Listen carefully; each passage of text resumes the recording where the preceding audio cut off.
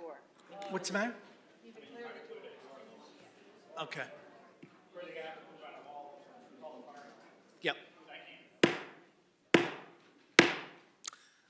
First thing, we do need to keep the door entrance passable. So if people come in, you're welcome to come stand down here behind Josh, but we do need to keep the fire exits open.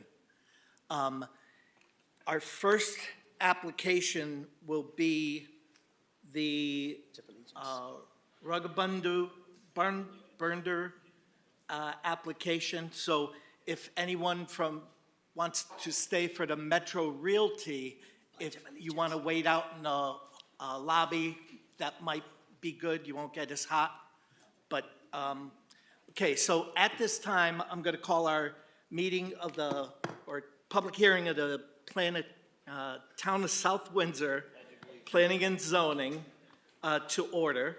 Our first item is Pledge of Allegiance. If everyone could please rise for the Pledge of Allegiance. I pledge allegiance to the flag of the United States of America and to the republic for which it stands, one nation, under God, indivisible, with liberty and justice for all. Yep. Wow, that sounded so good. Thank you. If anyone has a cell phone, if they could turn it to vibrate or shut it off, we would appreciate it.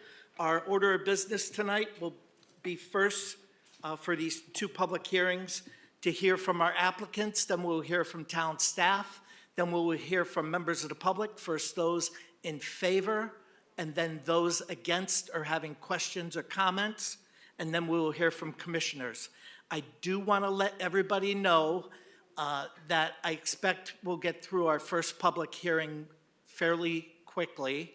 Our second public hearing, I will be asking for a motion to continue it at 9:30 p.m. if we have not finished already by then, because we have other business on our agenda that we have to act on tonight.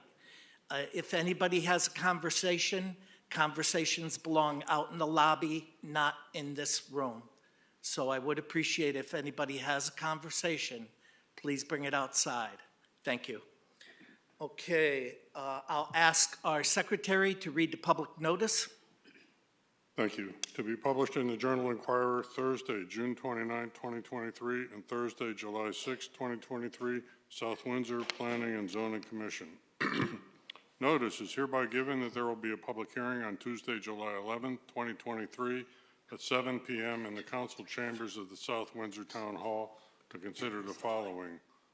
Number one, application 23-23P, Raghubinder Bajwa DBA Bajwa Aesthetics, request for a 5-year major home occupation for a medical office on property located at 20 Oxford Drive, AA30 zone. Number two, application 23-25P, the Metro Realty Management Corporation, request for a zone change of approximately 4.82 acres from Buckland Gateway Development Zone to the Multifamily Assisted Housing MAHZ to include a portion of 240 Deming Street, 4.82 acres, and a portion of 440 Buckland Road, 0.36 acres, including conceptual plan in accordance with section 7.22.2A. Copies of the applications are on file in the office of the town clerk and/or planning department and online at https://www.southwindsor-ct.gov, planning department pages, planning and zoning commission applications. At this hearing, interested persons may be heard and written comments by the public will be received by mail or email. Persons who may require an accommodation can contact staff Monday to Friday, 8 a.m. to 4:30 p.m. at 860-644-2511, extension 2329. Bart Pesiconis, Chairman, Planning and Zoning Commission. Thank you very much. We do have a commissioner who is absent tonight, so I'm going to seek Commissioner Quarishi for Commissioner LeBlanc. For the public hearing part, if anyone would like to come up at the time that's proper, then I'll ask, raise your hand, and I'll call on somebody to come up. So at this time, we're going to get into our public hearings. Our first one, application 23-23P, Raghubinder Baju, doing business as Baju Aesthetics. Do we have somebody here to represent the application? If you could, go up to the podium, make sure your microphone is on. When people do come up to speak, there will be a sheet to sign in, your name and address, and introduce yourself to the commission. We are going to be limiting initial public comment to 3 minutes per person to start off with. Once we get through everybody who wants to speak, then we could go back to people who didn't complete what they wanted to say in the 3 minutes. And I will ask that people try not to repeat themselves or keep reiterating the same points over and over. Okay. Good evening. Good evening, Chairman and Commission members. My full name is Raghubinder Bajwa. In some of the letters, it could be Raghu. And I'm a resident at 20 Oxford Drive, South Windsor, for the last 32 years. I'm a full-time physician at Trinity Health, Hartford, it's inpatient and still taking calls. So a couple years ago, after 37 years, I decided to go part-time, slow down a little bit. So I put the request multiple times at my hospital to go since September of 2019. Then the pandemic hit. Then the post-pandemic, providers are short. As most of you know, we are short of providers. I did not get the part-time. So I was getting frustrated, didn't know how to continue the full-time with on-calls. So one of my daughter, who's a nurse practitioner working full-time in Florida, has a busy practice, offered me that she could come 2 weeks in 2 months, which is every other month she could come to me for 2 weeks and could start the medical aesthetics at my residence, which I have a location, office space that is much less than 25% of the square footage. I have given all the details according to your special regulations and the guidelines. I have provided all the information. So I like the idea. I will be a medical director. She will be one provider seeing patients, very low volume, very low, every other month for 2 weeks, controlling the number of patients 5 to 10 a day, and controlled, monitored schedule from 10 a.m. to 6 p.m., making sure that there is only one car of the client or patient in my driveway. And also, I have, I wanted to make sure that in my neighborhood, I provided most of the information besides the initial letters that we have given. In the last few days, I've provided all the details, what I'm planning to do. In person, and people who I could not see, I left in their mailboxes and also in front of their front doors, just making them understand or letting them know what my plans are. And I understand there are children because I'm a mother and a grandmother, so I will make sure and monitor the safety and serenity of that place. I know there are some concerns about the buses, school buses. My schedule will be from 10 a.m. to 6 p.m., and that's what I'm hoping and planning to do in the near future. And there's a lot of support from my neighborhood that I have letters of understanding me, supporting me, and also no objections from them. That's all I had to say. Thank you so much. Okay, thank you very much. At this time, we will turn to our town staff, our Director of Planning, Michelle Leip. Thank you. This is an application for a 5-year major home occupation for a medical office to be known as Bajwa Aesthetics at 20 Oxford Drive in the AA30 zone. The applicant is proposing to conduct non-surgical aesthetic medical services. These will include Botox, fillers, skin tightening, microneedling machine. Service will be provided by a licensed nurse practitioner, her daughter, under the supervision of the licensed physician, the applicant. One employee, the applicant's daughter, will work in the business. The narrative that was originally submitted indicated 5 to 10 clients per day, 30 minutes to an hour, Monday through Friday. And I just want to clarify the hours because I think I've heard different hours tonight. So what I'm hearing the applicant request is every other month for 2 weeks, the hours being 10 to 6 Monday through Friday and 10 to 3 on the Saturday. That's right. Okay. And that's every other month? Every other month. Okay. The applicant is responsible for ensuring all medical waste is handled and disposed of in accordance with applicable regulations. She did provide me with a copy of the contract, and I think I provided you with a cover sheet of that. She anticipates every 6 to 3 months to have a pickup, so it's nothing that would happen on any regular basis. The reason for requiring planning and zoning approval is to ensure that the home occupation is clearly secondary use to the building of a dwelling. The home occupation is compatible with other permitted uses in the residential district. The residential character of the dwelling and neighborhood are maintained and preserved, and all residents have freedom from excessive noise, traffic nuisance, fire hazards, offensive odors, pollutants, and other possible effects of commercial uses being conducted in residential areas. We do have very specific performance criteria which make up the application, and that's what's provided to the commission. Again, you can't occupy more than 25% of the home. I think we're about 7% of the home. Can't tell that it's a business from the street. There's no changes being proposed to the exterior of the house. There is one entrance that currently exists into where the business would be located. The applicant is proposing one non-resident employee, which is allowed under the regulations. There's adequate parking on site. The driveway is large enough to accommodate the one car that would be coming. This application is approved. The planning department has no further modifications to request. We would just ask the applicant to work with the building department to make sure all building codes are applied for. Thank you. Okay, thank you very much. Is there any engineering report? No, there's. Okay, thank you very much. Okay, so at this time, I will turn to the public. Is there anyone who would like to speak in favor of this application? Please put your hand up. Okay, and you can take your seat for now. Thank you. Thank you. Is there anyone who, in favor?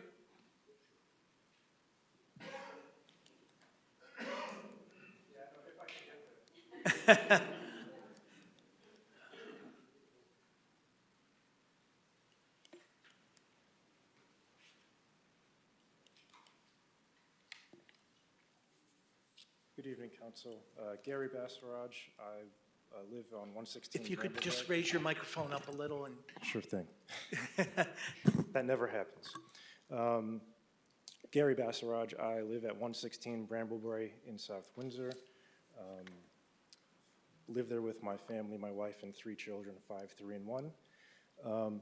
Just wanted to add, support the comment that our neighbor had made that there are some neighbors in the area who are in support of this or who are not at least objected to it. And you may hear a lot of opposition here this evening, but not everybody is opposed to it. Our neighbor has been nothing but kind, and the plan that she lays out seems to make sense, and she has considered at least my concerns for my little children who will be in the neighborhood, traveling on the bus, et cetera. So that's just the comment I wanted to make. Thank you. Okay, thank you very much. Could you please sign in? Sure thing. Thank you. Is there anyone else who would like to speak in favor of this application? Please step forward. Hearing and seeing none, is there anyone who would like to speak against or have questions or concerns? Please step forward. The gentleman sitting there, right in the Greg. Greg?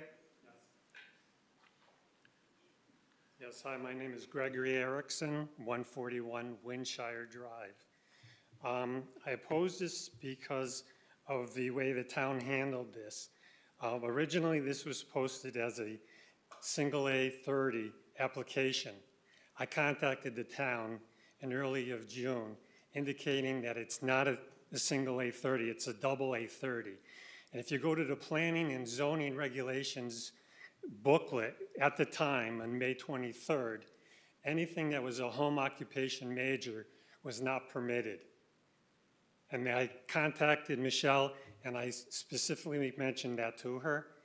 And I guess basically what happened after that is, well, it was still being published as an A30 when it was actually a double A30, which is a limited residential neighborhood. And the reason why I oppose it is because basically what we're doing here is we're downgrading a double A30 into a lesser category of zoning. Now, what has happened is I've been following the planning and zoning regulations booklet and seeing the different iterations.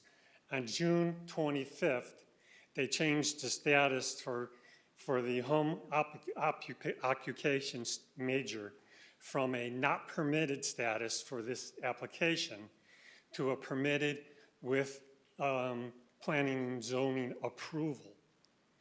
Now, my concern is that you're changing such a drastic from a not permitted to a permitted with possible approval.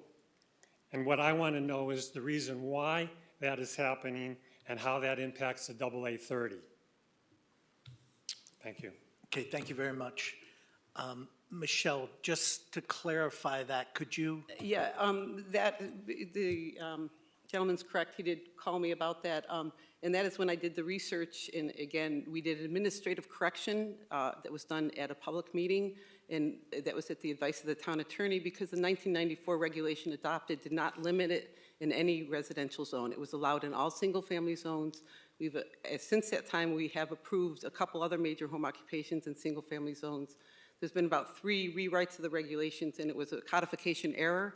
And at the advice of the town attorney, we followed his advice, and we did a correcting amendment publicly at the meeting, and the regulations were changed as a result of that. And you can see that in the table where we track all the regulation changes. So that is the reason why it was something that goes back to the early 90s. Thank you for bringing that to our attention. All right. Well, it just seemed kind of coincidental that it automatically changes just before this hearing. Thank you. Thank you. Is there anyone else? The lady with her hand up there. Thank you. Good evening, Mia Valente. I live at 7 Virginia Circle, down the street from the applicant. I oppose this measure, and I definitely sympathize with wanting to start a business and, working with your daughter. My mother is a doctor, my sister is a PA. However, if you see the neighborhood, it's, to me, just not appropriate to have I'll call it client-facing type endeavor. And I have seen some of the details. I did not receive any of the letters or information directly from the applicant personally. I've seen it through other folks, but even with that information, it does not address all my concerns. Namely that the neighborhood itself is quiet, it's tranquil. I appreciate these hearings because I know everyone here can't know every single part of South Windsor, right? You can't know exactly what it's like to live everywhere. So I'm hoping to shed some light on kind of our little corner, and it's definitely a spot that doesn't have a lot of traffic. Pretty much most of the people go in there and live there or know somebody living there. If this application is approved, my belief is that this will have meaningful difference in both traffic and aesthetic of our neighborhood and potentially devalue our homes. And as much as I appreciate that someone is starting a business and is looking to use their home to start a business, I don't think that should be at the sacrifice of the value of my home or the experience my children will have in my neighborhood. So I'm hoping that this committee will be very considerate of the fact that, if you drove to this neighborhood and you saw what it was like, that this would not be an appropriate spot for a medical facility. And maybe more can be expanded about the rules around the hours and how much time. So even though as of today, it's every other month or a certain number of hours, that can change in the future, right? Or you could continue to expand to other houses and continue to have more client-facing business. So my opinion here is to not allow the application to go through, and the benefit of others in the neighborhood, though few, should be considered in your considerations. Thank you. Okay, thank you very much. Is there anyone else who would like to speak against or have questions or concerns? Please raise your hand. Lady in the yellow top.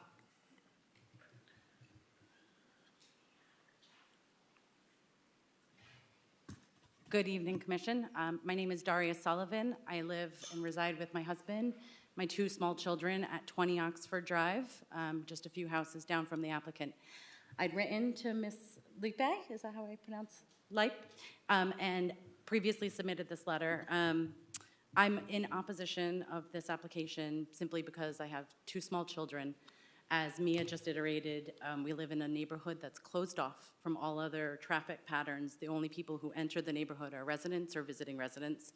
Our bus stop for PRS, the middle school, is at the corner of 20 Oxford Drive and Abbey Road Extension, and at least 20 children get off that bus. Our elementary school bus is at the corner of Windshire and Oxford Drive, right on my corner in front of my house, and 25 children get off that bus and walk home from school during these business hours. Our children ride bikes throughout the neighborhood. I feel comfortable to allow my 9-year-old child to ride his bike around the neighborhood and have freedom of independence because of the neighborhood I live in. Our children walk to each other's houses, between houses, have a normal childhood. They walk their dogs in the middle of the neighborhood. Having this business, as much as Ms. Bawa came to our house and my husband and I expressed our concerns to her directly, this business would increase traffic 30 to 50 cars per week on the weeks that it is in business. The application stated a different number of weeks that the business would be open than was stated tonight. That had to be clarified here for the commission. And I don't know that that's set in stone and ever going to not change, which Mia has just expressed herself. And then additionally, the impact to our own property values as a result of businesses. And this is just one business, but it also opens the gateway for many others in the neighborhood to want to do the same, and that the commission would have to then approve because it's already been allowed once. So I've asked in my letter previously to please consider this dramatic change to our neighborhood that many of us specifically waited to be able to buy within the neighborhood for years in some cases. Thank you. Thank you very much. Is there anyone else who, gentleman with his hand up?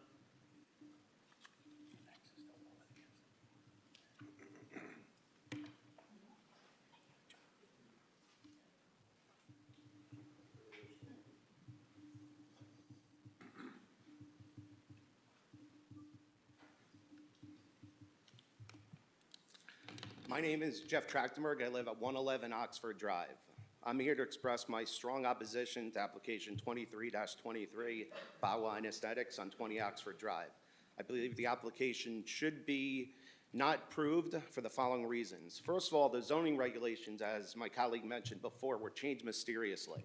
Prior to June 25th, 2023, the zoning regulations specifically said in AA 30 they were not allowed. Okay, and then something happened on June 25th, 2023, the regulations were changed. Who authorized this? Okay, I spoke to Ms. Life too, and she'll remember that. She said she spoke to the town attorney, and they said, nope, that's correct, AA 30 is allowed. I didn't know Ms. Life and the attorney can give authorization to override an application. I did not see anything. She did mention she saw there was some paperwork submitted. I did not see any of the zoning changes. If you search on the internet right now, you type in South Windsor, zoning regulations, it's going to come back from 2020. And the regulations will specifically say it's not there. You have to go to the town website and then find the zoning application, the zoning regulations, and then you'll find the revisions. So it's not even easily, it's kind of like hidden. This alone is mysterious and sometimes I would even say is questionable. Another primary concern is traffic. Okay, have you been to our neighborhood? You probably should drive our neighborhood before you vote yes or no on this. I'm guessing you guys haven't. Having 50 to 70 additional cars in the neighborhood is unnecessary, let alone dangerous. We have dozens of children in the neighborhood riding their bikes, plus people walking their dogs, and we have a person walking their cat. And the extra cars are definitely not needed. This is an accident waiting to happen. This is a residential area, not an area for commercial or industrial or an additional 70 cars. We don't even have lines in the road. There's no lines. And who's going to monitor this? 5 to 10 people a day, 50 to 70 cars per week. Who's going to monitor that? And I also question about the licensing about Mrs. Bawa. If you look on e-license right now, she's not authorized. I don't know about the licensing. I'm not too familiar with it, but you go to e-license, she's not licensed as practice up over here. Dr. Bawa is, but her daughter's not. Let's get back to regulations. Under 7.11.1, maintain and preserve the residential character and dwelling. All right, having a major home business in your area is going to decrease property value. Under Article 8, which is actually a zone change, even though we're not necessarily saying this is a zone change, but it is a zone change since you changed the zoning regulation on June 25th. It specifically says the general character and zoning of the neighborhood will change. Again, this is an accident waiting to happen. The impact of the surrounding property values, our property values will decrease over this. All right, thank you very much. Thank you. Is there anyone else who would like to speak against? Lady on the side with the glasses.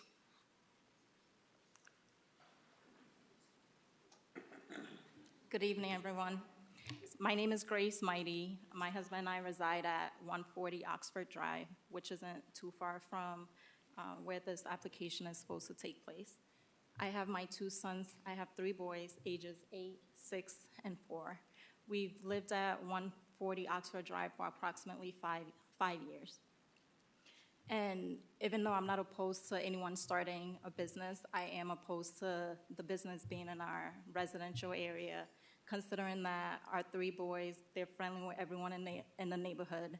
They know almost every single person in the neighborhood. And the safety of my kids is the utmost importance to me. And I feel like having a business come into the neighborhood is gonna disturb that safety for my children. They've come to an age where, they've earned enough independence where they're able to get off the bus and walk home by themselves. Even though I'm home at the time, they enjoy walking around with the other neighborhood kids. So I spoke with the applicant and, she came, she expressed her concern. And, it's not a matter of her starting the business. It's the safety of our kids, and there are a lot of kids in our neighborhood. And as the other neighbors echoed, I'm with the neighbors, and I would say that before you decide, whatever decision you do decide, if you could just take a ride in our neighborhood and see how serene it is to see all these kids riding around.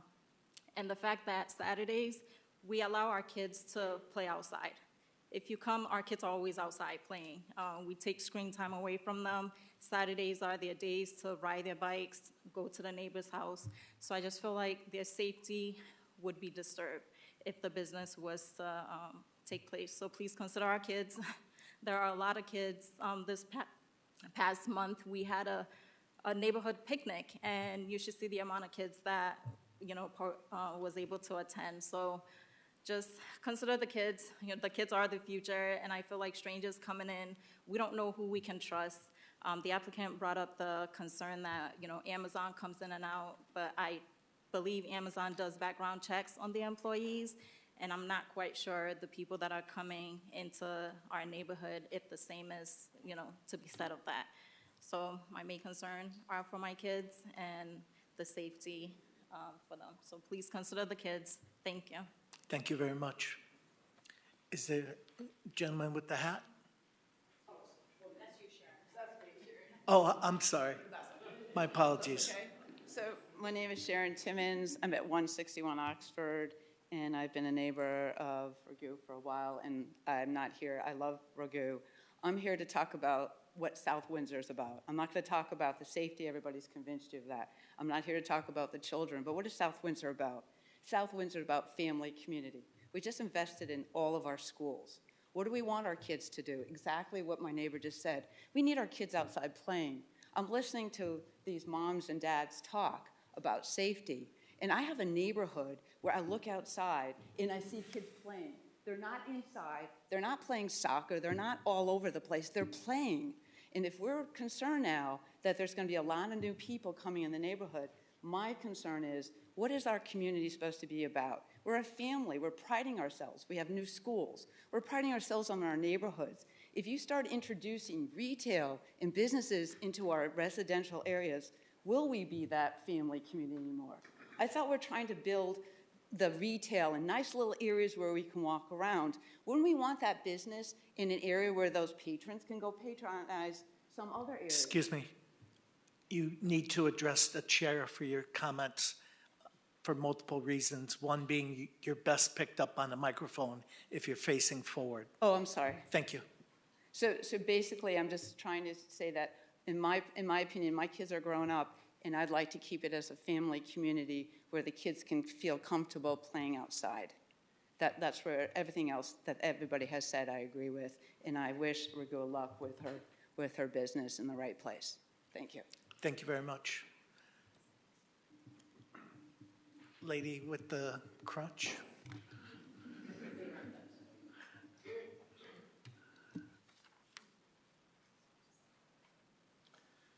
Hi, Heather Trachtenberg, 111 Oxford Drive.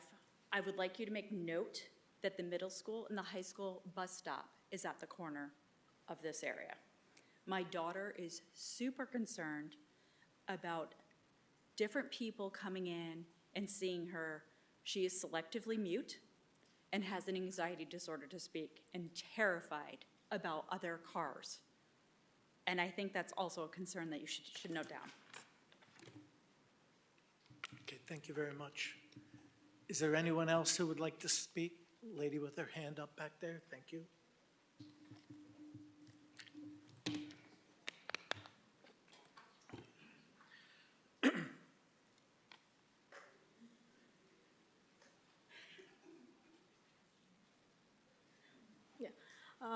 We just we moved to Oxford Drive last year. It's been a year. We are at 114 Oxford Drive. The main distinguishing feature of this neighborhood is I have an only son, and I can let him go to a neighbor's house because I know everybody's watching for him there. People drive very slowly in the neighborhood because they know kids are playing. Everybody's very friendly. I've come to know everybody in the neighborhood now within a period of 1 year, right? And not just us. Anybody who comes to our house, they are surprised. They're like, this kind of a neighborhood for your kids is the best way for them to grow up. So, as you might see, right, there are a lot of kids. When I told him that this is going to happen, he was like, so can't I go out alone to my friend's house next door? I said, no, you probably can't. I'll have to make sure that, I go in with you or you come back with me. So as all my neighbors have said, the main concern here is that it's a very good neighborhood for the kids to grow up. And allowing strangers in there, that's not something that I will be comfortable letting my son go out with the way I can do now. That's the only thing I wanted to add. Okay, thank you. Thank you. Is there anyone else who would like to speak on this application? Please step forward. Hearing in none, we'll turn to our secretary. We have a few letters to read. Do you have them? So I think we're going to, you want to do something. Okay, this letter is from David Stender. A lot of these emails from email don't have addresses, so I'm just going to do the best I can.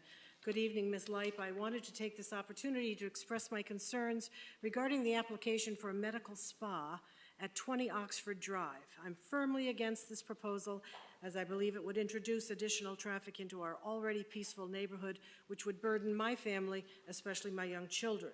We specifically picked this neighborhood for its tranquility and minimal traffic, providing a safe environment for our children to play. In my opinion, medical facilities should be situated in office buildings rather than residential areas. The next one is from Jeffrey Trachtenberg. Is it all right if I don't read that? Jeff, you've handled it, okay? Then we have an email from Rebecca McGovney. Hi, Michelle, I'm contacting you to share my objections to the proposed zoning change at 20 Oxford Drive, which is in my neighborhood. This home is the bus stop for the junior high and high school students, and the kids have to walk past the home's driveway on their way to and from their own houses. Additionally, our neighborhood has tons of younger kids who ride their bikes around. It also appears that the zone code has been mislabeled as A30 when it should be AA30, which I believe belies the request the homeowners filed. Then we have an email from Roy McGurney. My wife and I are strongly opposed to this. This is clearly a residential neighborhood with 2 bus stops in close proximity to the applicant's home. Each afternoon, a crowd of parents, many with young children in tow, gather just 2 houses down. Cars also park along both sides of Oxford during this time. Children also ride bikes in the area, both in the road and on the sidewalk. A medical spa business, or any business, would not be appropriate in this location. There is also plenty of vacant office space in town that could be used. This shouldn't even be considered. I only have one more. Okay, and then there is an email from Lingun Lee. Dear Michelle, I'm writing to the P&Z Commission in opposition of application 23-23P. The application should not be approved. Business interacting with clients on site frequently should only occur in business district, not residential district. Frequent on-site business interaction will introduce way more negative impact to our peaceful residential neighborhood. This neighborhood has been paying the higher amount of property taxes comparing to other houses in town. Approving the application will increase the application's business, but decrease every neighbor's home value and their community feeling. Mostly importantly, it triggers safety concerns to anyone living in the neighborhood, especially families with children. Bringing frequent on-site business transaction in our neighborhood will only destroy this nice and peaceful neighborhood. Please consider our concern, deny the application, suggest the applicant find the appropriate business location for their business purpose. There are many choices in our town, Evergreen Walk or other small plazas on Sullivan Ave. Doing frequent client face-to-face transaction in the appropriate location is the right way any business owner should do, and it can protect any party of the transaction and our residents. And then the last one is from Daria Sullivan, who I believe already spoke. Okay, thank you.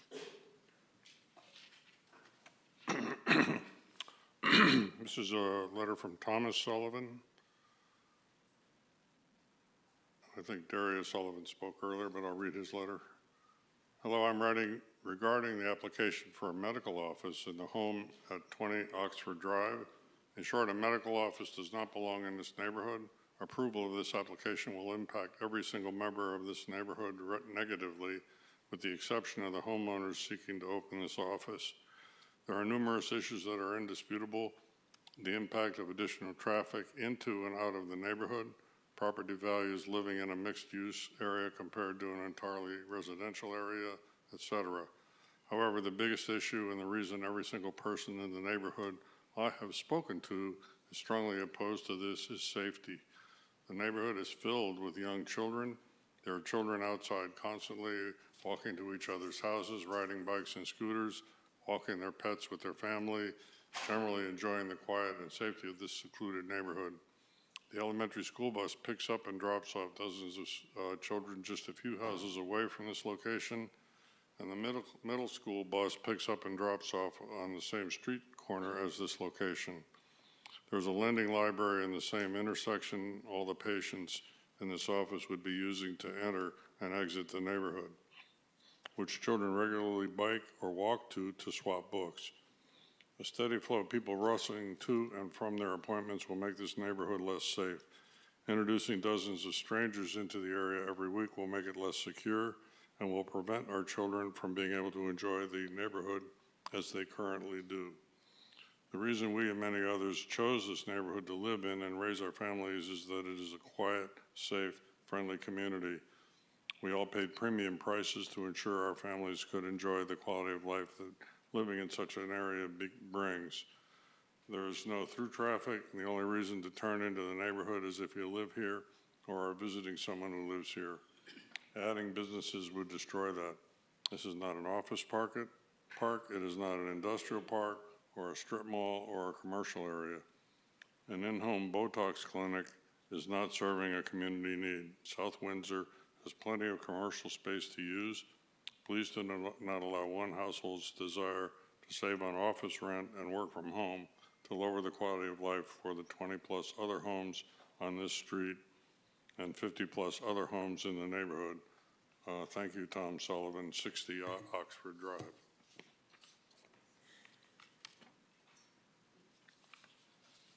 This is a letter from Mia Valente. I think we already spoke, yeah. And this is a letter from Deanne Corticelli. I will read both the email and the letter.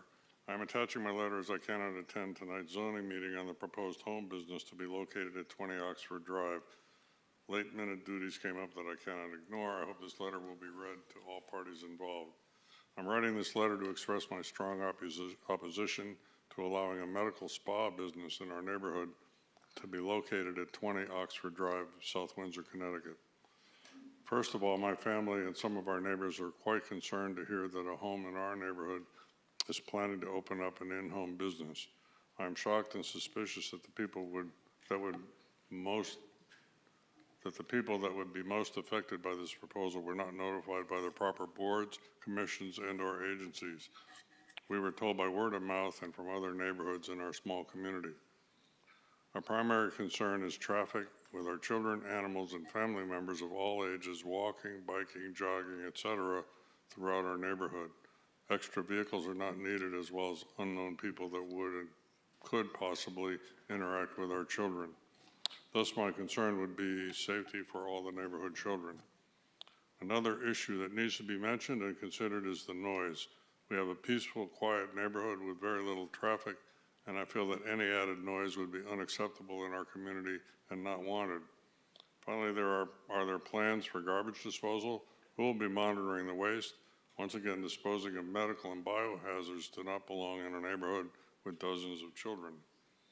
We are fairly new to South Windsor and picked this neighborhood because of the quiet, calm, and family-oriented neighborhood. Bringing in a home-based business would make our neighborhood chaotic, noisy, and unsafe. Our home values would decrease and the character of the neighborhood would change. I strongly oppose allowing bourgeois aesthetics to open for business in our neighborhood. The noise, waste, and natural enjoyment of outdoor activities in our neighborhood would be a loss for all of us.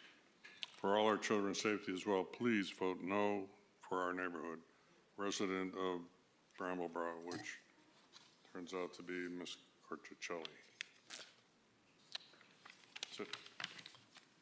Okay, that completes all the, I believe we have one more resident who would like to speak, or two more.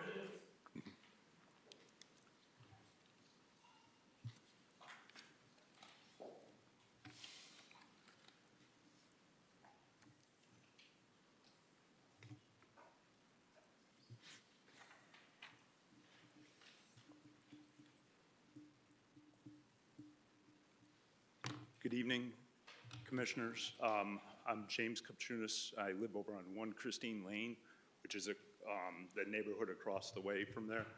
And my children take the bus every day up at that, have to go up to the bus, walk up to the bus, walk home from the bus every day. And I just have concern with the traffic and bringing people into the neighborhood that, you're just leery about having people coming in the neighborhood, which is quiet. You know when someone comes in the neighborhood that doesn't belong there. You know when there's a different car or something like that, when they're scoping out things and stuff like that. So we just have a big concern about that. My other question is, I know that there is home businesses in town. Are they is it revisited in a timely fashion if they get the home business? Is it like every 5 years they have to reapply, or every 3 years to see how they're doing, or if there's a poll from the neighborhood with how they're doing? That's a question to you as the commissioners. Because I see them on other streets, like on Ellington Road. I know Abbey Road Extension, there's some, it's just different types of offices, but not the clinic. Okay, thank you. Okay, thank you very much. The lady who had her hand up after? Okay. Is there anyone else who would like to speak on this application? Please step forward. Hearing and seeing. This lady. Oh, I'm sorry. The applicant. The applicant would like to. Excuse me. Any discussion needs to be at the microphone.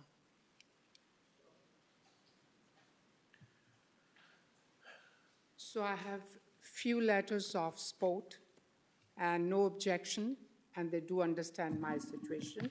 So should I be giving to you? Thank you. Right. So can I clarify some of the points? My home location, I'm in a corner house. So if you put GPS, it goes from Abbey Road Extension to Oxford. I'm the first driveway going to my home. So we have inner circle on Oxford Drive and then the outer circle.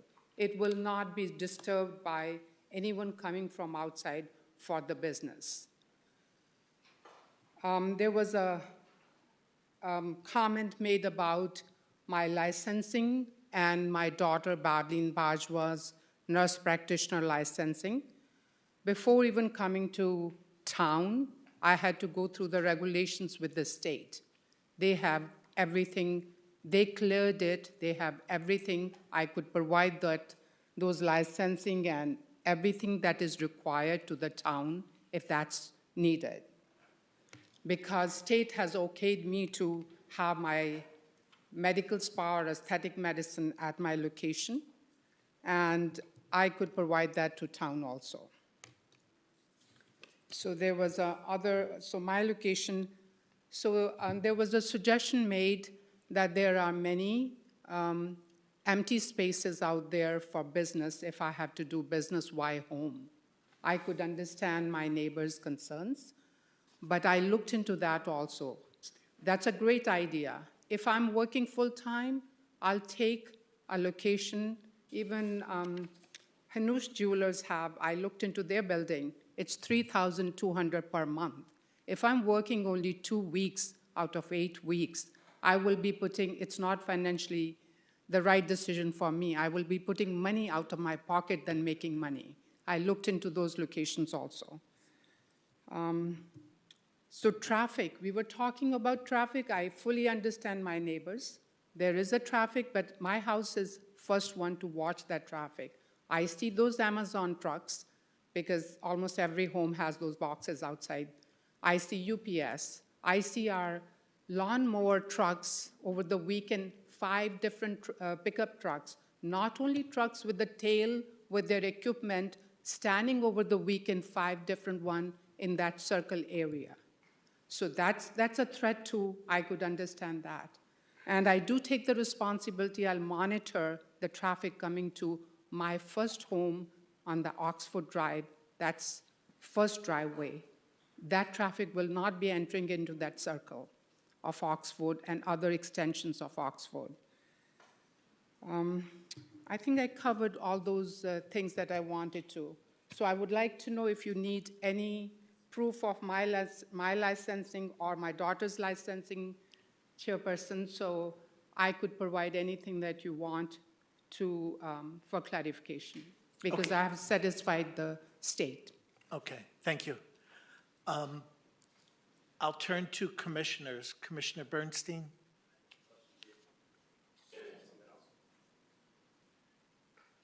Yes, if you'd like to come up briefly, Jeff, please. She mentioned about $3,000 per or square foot place. That's how much it's going to cost. The location that she's looking at is probably about 200 square feet. And if you go to 435 Buckland Rosewood, so there you go, you can actually look at the Rosewood building right in town. It will range anywhere from $375 per month to $700 per month. And that's anywhere from 180 square feet to $400. So it's not going to be $3,000. It's more like $370 to $700. So just to give a point out. Okay, thank you. Yeah. I'm not a realtor, so you can call me if you want to look at that place, but I'll give you the sheet. Commissioner Bernstein. Good evening. My name is Curtis Mighty. I live at 140 Oxford Drive. Like Ms. Magoo said, she's the first house on the right as soon as you turn on the Oxford Drive. Where we live is a cul-de-sac, so if you do make a wrong turn, no one's perfect. If you do make a wrong turn, you will end up on the cul-de-sac where numerous kids play. So basically, I know that she's saying that she's the first house, but yet again, if you make a wrong turn, you're going to come down the cul-de-sac. So I just want to point that out, and that's a very high traffic area as far as kids playing. And basically, I just want to point that out. And like he said, the Hanush building, that's a brand new facility. So basically, obviously the rent is going to be high. So like Jeff said, there's other options as far as renting a commercial property. Okay, were you able to sign in? Thank you. All right. I signed for both. Before I turn to commissioners, is there anyone else in the public who would like to speak? Please step forward. Hearing and seeing none. Oh, I see one more hand in the back. Please step forward. Please step forward.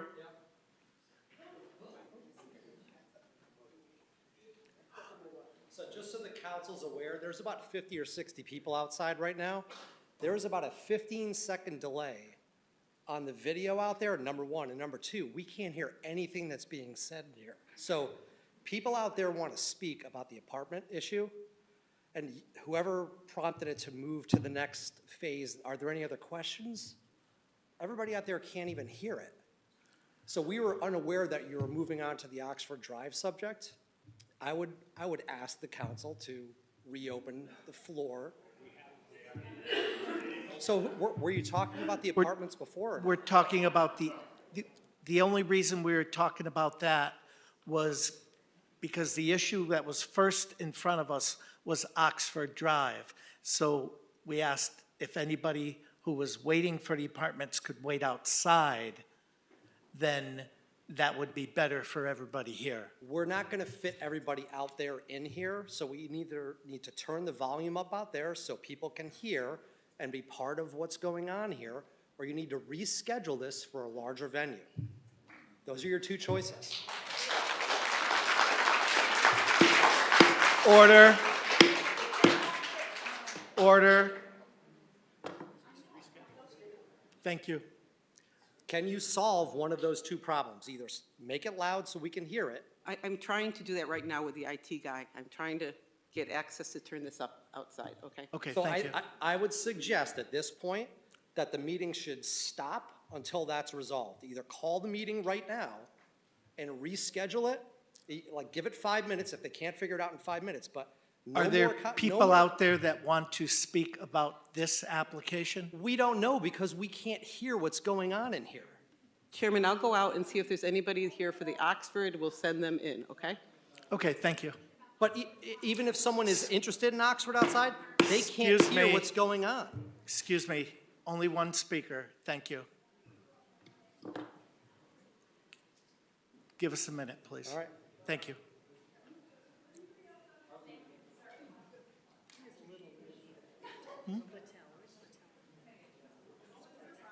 Nobody's here for Oxford Drive outside.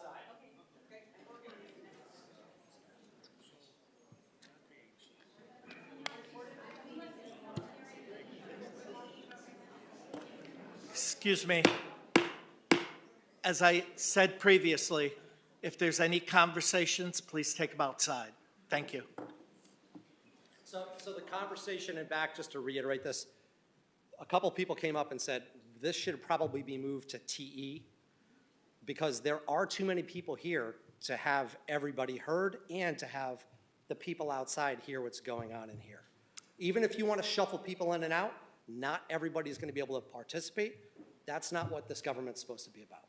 I understand what you're saying, and I do appreciate what you're saying. It's something that we're going to consider. Michelle, one of our issues is the town council mandates that we have public hearings that are televised. Is that possible in a larger venue? I would have no idea without checking. I mean, the Alt-6 building is, or Alt-6 room, which is televised, is not larger than this room, so that's not going to help you, I don't believe. We'd have to make special arrangements. Excuse me. Excuse me. Yeah, it's in the Alt-6 room. In the Alt-6 room, it's not larger than this room. It wouldn't have a larger capacity. You'd have to get into an auditorium. Okay. Due to the fact that, what did IT, are they able to raise the volume? Not yet. He's working on it. We have to get into the manager's office, and I don't have a key into there. Okay. Why don't we finish this hearing at least? Yeah.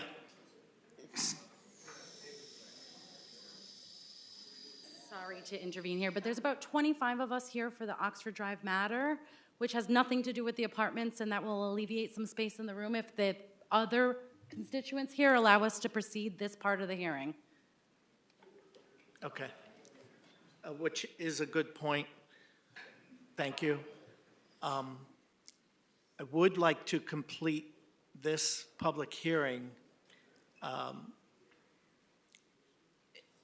Yeah, if you don't want to go forward with the second public hearing, I'll just have to figure out where we can hold one. We're going to have to re-advertise it, so, you know, the earliest we can hold it would be July 25th, because I'll have to get in 2 notices. So, again, I don't know what meeting venue I'll find, but obviously we'll have to look for something. Yep, okay. Not to belabor that point, but I believe that's something we're going to have to do.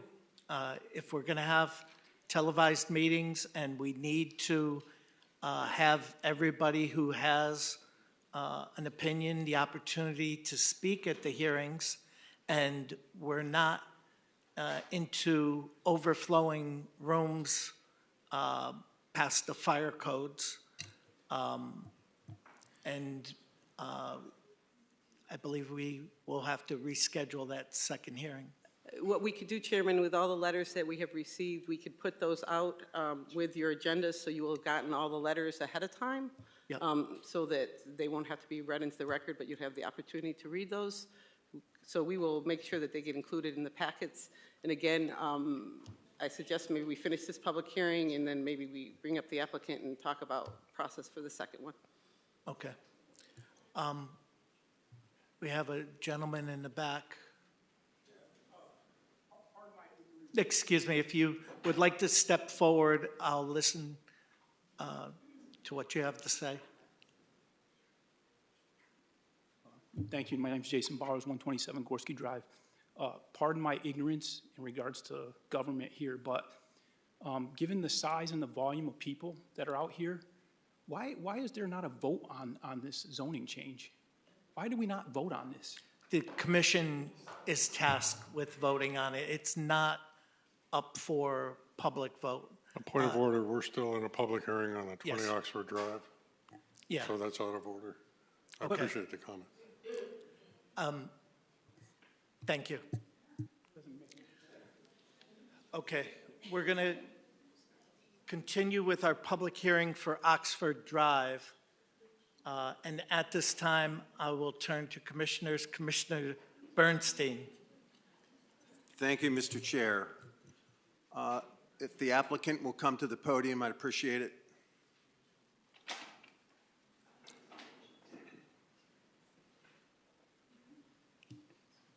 Is it proper to address you as Dr. Bajwa? Raghu is fine. Raghu? Yes.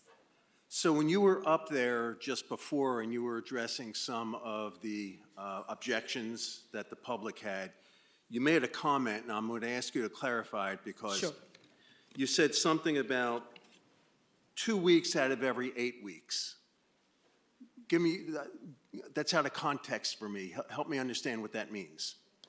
So I will not be seeing the clients or the patient. I'll be a medical director because I am not trained for aesthetic medicine. I'm a physiatrist, a rehab medicine, and I want to slow down also. So my daughter, who's trained as a medical aesthetic specialist, is a nurse practitioner who has her busy practice in Florida.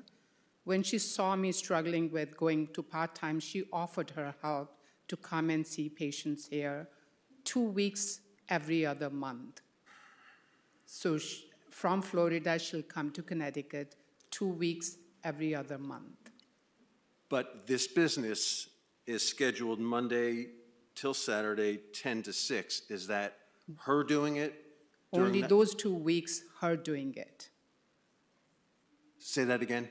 So this is only 2 weeks that she, Babylon, will be doing it, seeing the patients and treating them. And I will be her medical director, and I will be giving her the space, a medical spa, to see those patients. I'm still confused. Can you help me? Microphone.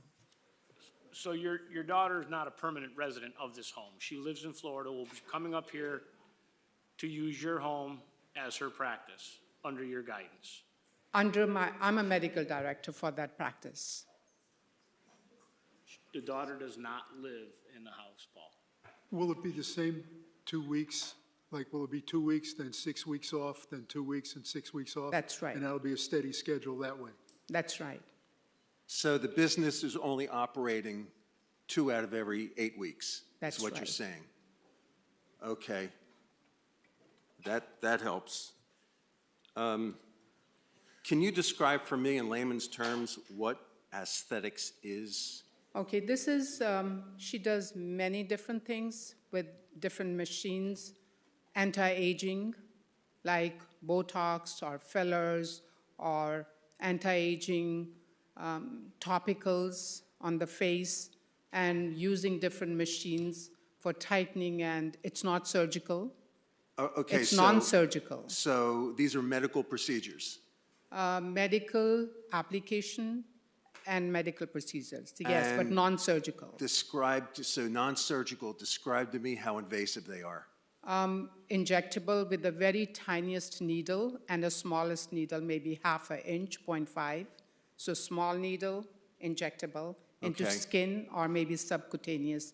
That's the deepest she goes. So in looking at the narrative we have, Michelle, you may be able to help me, it seems to suggest that she doesn't need the health department's approval. Is that accurate? Yeah, that when we first discussed this with the applicant, we had her contact the state to find out what the state regulations were related to it, and there is no local health department requirement. It would be just through the state, and then local building department would issue a building permit. Okay, but is Our it, health department's been contacted, and they do not inspect the facilities. with these services, is there medical waste? Yes, there's a medical waste, which we already have a contract with the medical waste, and I provided to the town their transportation, the way they will be picking up from my location, and the transportation and disposing of. I have all the certificates that I shared with the town. So with the that would be, company. I'm going to make a statement, you tell me if I'm correct or incorrect. That medical waste is dealt with the same way it would be dealt with at my doctor's office. Absolutely, yes. And that company is licensed with the state, and they have been approved for their transportation also. So they require 2 different certifications, and that I provided to the town. The patients who are coming in for these procedures, tell me about the risks. Okay, the risks are very minimal because it's not surgical, it's non-surgical. Sometimes when we are not sure, like dark skin like me with more pigmentation, they could keloid. So we test a little patch first on the back of their hand. Will this patient will react to that? Will that patient will be hypertrophied? So if that's the case, we will not go forward. So the testing, pre-testing is done, but most of the time, there's no reaction to that. What would, and this is a loaded question, what would you say is the chance or % chance that something would happen and an ambulance would need to be called? Okay. Who will be called? I'm sorry. An ambulance would need to be Okay. called. What's the likelihood? Yes. So my daughter has been doing it for more than 3 years, and a very heavy volume practice. None. So far, none. The reason she's moving now more to the natural, she takes a patient's blood, own blood, which having a reaction to your own blood is minimum to none. And she centrifuged that to the platelets, which is used as a filler. So she's not even using from the artificial hyaluronic acid that's been, we buy the products. She doesn't use that. She does mainly taking their own blood, changing them into fillers, and she injects. So no, the answer in 3.5 years, none. Okay. I want to switch briefly to one of the issues that came up from the public on a number of occasions, and that's traffic. So what I can deduce is if the business is only operating 2 out of every 8 weeks, then those 2 weeks would be the only time period that this traffic issue could potentially occur. Is that reasonable? That It you're is- not, the business isn't operating the other 6 of 8 weeks, right? That's right. It's reasonable, but if we control the scheduling and monitor the scheduling of the patient, because each patient could be 15 minutes treatment up to 1 hour treatment. If we monitor and schedule them well, that it's only because there's only one provider treating and I have only one room I'm using, I want to see one car in my driveway. So it will be very controlled, scheduled traffic Right. that'll be entering into my driveway, one car at a time. So it says here that you have parking spaces for 10 vehicles? That's right. So it seems to me, and I'm speculating, worst-case scenario is you schedule a procedure that's 15 minutes, it takes an hour for whatever reason, and then someone behind them arrives early because y'all thought it was going to be 15 minutes. So there's not like an abundance of traffic, there's just one additional car, it seems to me. We'll try to avoid, but maybe, I'm not sure, if we are running that late, but we'll try not to. If we are running late, we'll try to inform the next patient that we are running late so that they're not parking on the street. Okay, that's all I have. Thank you. Commissioner Cavagnaro. Thank you. I do have a few questions, if you could just stay up there. Thank you. So the very first question I have is, again, with the traffic and how it was generated. I guess in the report to us, you said it was like 5 to 10 trips. How would you know that for sure with the traffic? Do you already have like a potential list of clients that you may have, or is that just a hypothetical guess?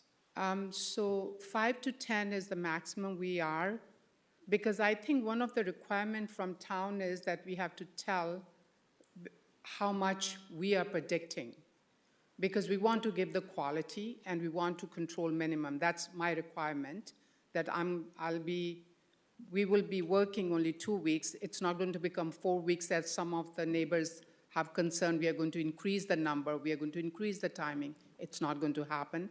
And I know that the town monitors. I know that the numbers were given to me, that if I am seeing 5, I have to put, and it's one of your requirements. I had to let you guys know how many numbers I will be seeing, and I will be sticking to those numbers. I'm not sure you answered the question. I'm just asking how you came up with the number 5 to 10. Okay, how I came up, because in between the patients also, in between the patients also, we give 10 to 15 minutes to prepare, clean because we have one exam table needs to be cleaned, everything needs to be cleaned. It's not like one after the other. So there's extra time left in between the patients. That's how we calculated 5 to 10, max 10 patients, but 5 to 10 patients. It'll take some time to build up. It's not there already the first day we open and there are going to be 5 to 10 patients. Okay, I don't, how do I put this? I don't mean to be rude in this assumption, but like I'm saying 5 to 10, it feels like that's a number that you're coming up with because that's how much you'll fit within a day. Do you think like every single time slot will fill up? That's essentially what I'm asking. It doesn't have to fill up.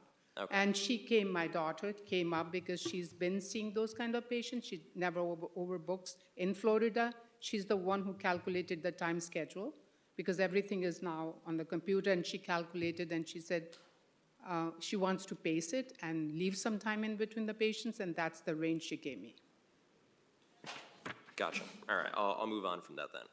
Next question I have, a couple minutes ago, you just said your daughter did this work or has done this work for 3 years.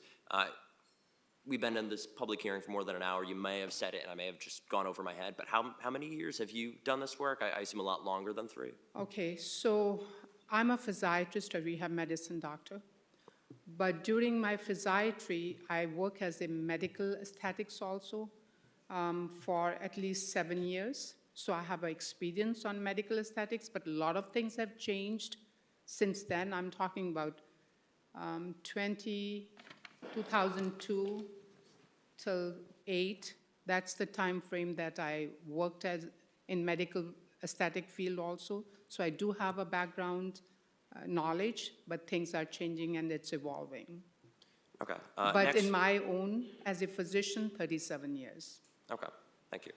Next question I have, on point number 2 of I guess our notes that we have here given to us, it says that aesthetic medical services, it's Botox, fillers, skin lightening. I'm just trying to fill myself in on this. Let's say I am a customer and I use Botox, and let's say I would be one of your customers. How often would I be like arriving? Like, would I be a regular, or is it something like one and done? I just don't understand the industry a little bit. So it depends upon how active the person is. It's different in men than women. Women is every 6 months, up to 9 months, even up to 1 year. They need to repeat that.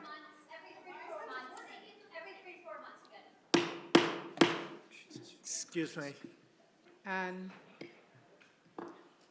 And men more often, 3 months, because they're more active, their muscles, they use more muscles, so they come more often, every 3 months average. Okay. I apologize for asking questions, but I'm really concerned about, and the reason why I'm asking these questions is if there are too many regulars, the schedule may be cramped, you may have to do more hours, which would cause more traffic. That's what I'm trying to get at, and that's what I'm trying to figure out. I understand. So when I was filling again your requirements, special requirements, that's why we gave a range, 5 to 10. We didn't say 5 initially and then 10 later on. We'll try to keep it under 10. All right. One last question, and it's really just the language on our standard approval modifications, and I guess this is more of a technicality on point 4. And again, this is really with the hours of operation. I know in the past we've done this with other applicants. We don't want to pigeonhole anyone into anything.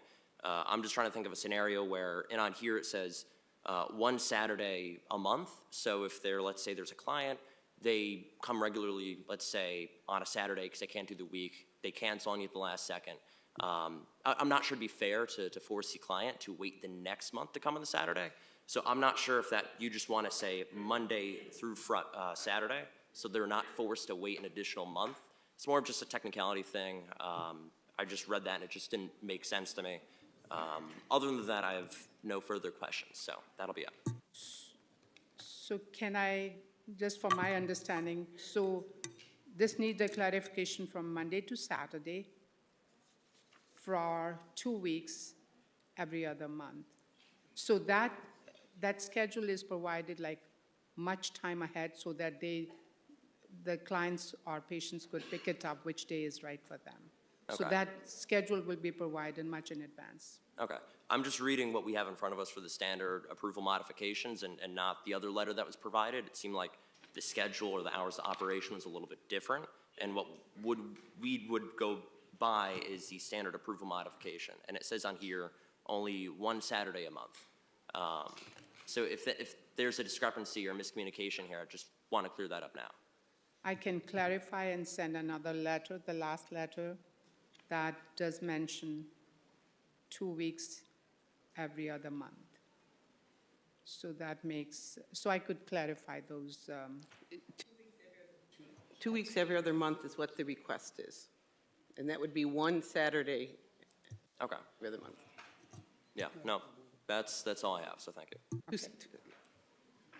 Okay, Commissioner Viteri. It's 2 weeks every other month, right? Okay. right. 'Cause Every 2 months. You say every 2 months?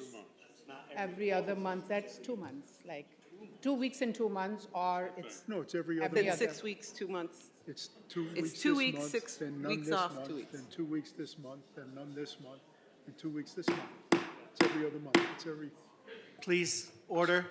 2 out of every 8. As you could tell, there's still just a wee bit of confusion on exactly the schedule. Say this were approved and you started and you had your very first day. At that point, would you be able to project a 1-year schedule that would be concrete, that would be held to? It would be like the first 2 weeks of January, then the first 2 weeks of March, then the first 2 weeks of May, and so on. That would be, We can do that. okay. 1 year, I'm not sure. We don't mind, I'll check with my daughter, but 6 months we could do in advance. Patient needs to know. But if you want 1 year, we could do that. Okay, did that make it clear at all? Okay. As far as equipment goes, I see you talked about a microneedling machine. There's no other medical, other than the needles and the like. There's no other medical, No surgical, no surgical, but no other medical equipment at all. microneedling, and more like a dermabrasion resurfacing, which stimulates the collagen. I could send more information and pictures also for you guys to understand more, but no surgical, will not go under the subcutaneous, under the skin into muscles. Nothing will go that deep. Okay, and none of this has to be licensed? Again, not locally, it's through the state. Okay, okay. And then you're going to have special for waste. There'll be a whole special waste disposal system and everything in place. Yes, we Okay. have a contract I shared. Okay, thank you.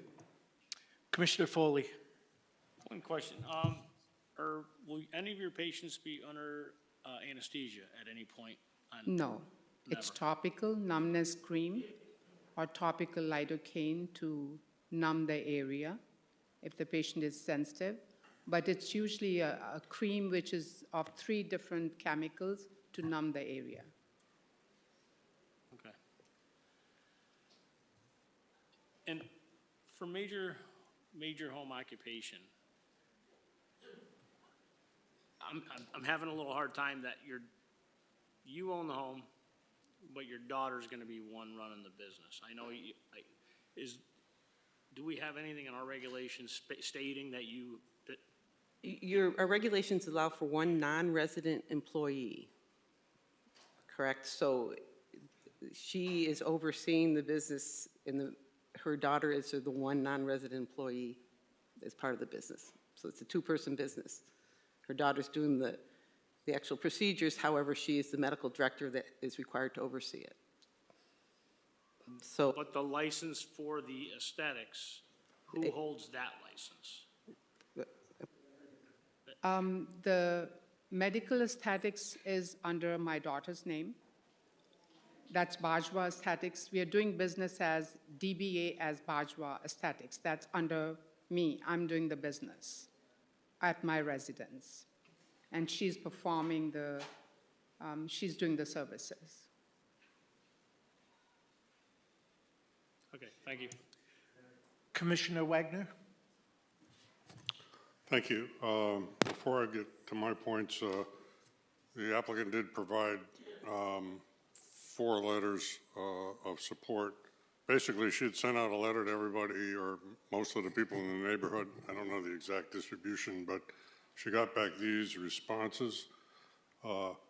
First one, Narjot Sandhu at 84 Oxford Drive, South Windsor, have been informed and have no objections with the context above, dated July 9. Yasmin Kakpower at 100 Oxford Drive, South Windsor, have been informed and have no objections with the context above.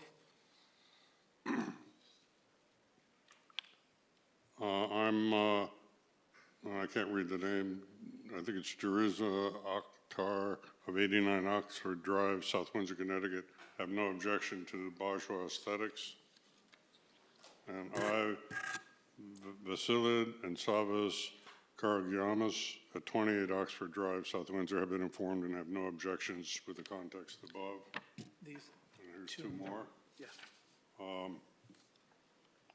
Vanetta Hazel, have no objection to Bajwa Aesthetics. And this is signed Marilyn Raymond. From 33. From 33 Oxford Drive, I have been informed and have no contest above, no objections with the context above. Okay, so now back to my thing. First of all, I'm very familiar with this neighborhood. I happen to ride my bike in Nevers Park, and then I'll come out and I'll sometimes turn right and go into this neighborhood for a little extra quarter mile. And it is a quiet neighborhood. I am very familiar with your streets in there. In fact, it's actually hard to get out of that neighborhood. You have to come out, have to find Oxford Drive to get out. So my question is, well, there was a question about the renewals. As you can actually see from the application, there's a 5-year approval and a 5-year renewal required. So if this were approved, we would say that it's subject to renewal 5 years from the date that it's approved. If it were approved tonight, it would be 5 years from tonight. But that would probably happen on another night. I have a question. There are bus pickups right outside your house? High school and middle school? Not right outside, but on the side of where Abbey Road Extension and Oxford meet. So the bus comes, to my knowledge, my children are all grown up, but it comes on the Abbey Road Extension and stops at the corner of Oxford and Abbey Road. Please correct me if I'm wrong, but that's what I've seen. Okay, so I would like if there's one person here who can tell me exactly what happens with that bus. Actually, Steve, I did speak with the Board of Ed about that, and different buses pick up on different corners. The high school picks up on a different corner than the middle school, so those areas are bus stops. The point was that their bus stops are out there. There's one on Oxford and Abbey, and then the high school picks up a different, okay, I apologize. Someone else can clarify it. I was told. Sorry, no. Different. Yeah, it's completely different. So the middle school and high school pickup is one spot. It's off Abbey Road and Oxford, the corner of 20 Oxford. That's where the middle school and high school gets picked up. And then the elementary school where all the little kids gets picked up on Oxford and Windshire. And then there's actually a disabled child not too far from our house that also gets picked up from their house. Right next door. Oh, right next, yeah, right next door to Heather, yeah. So actually, the reason I was I'm sorry. The reason I was asking these questions is maybe doing something with the business hours, not to interfere with these buses, but. We initially said. Excuse me. If you would come back, please. So the hours of the business is from 10 a.m. to 6 p.m. The kids elementary school gets picked up at anywhere from 8:10 to 8:15 in the morning. The high school and middle school gets picked up earlier. So the morning pickup wouldn't affect the middle school and the high school as far as the start of the business. The problem becomes after school when the kids get dropped off. The elementary school kids get dropped off anywhere from 3:36 to 3:45.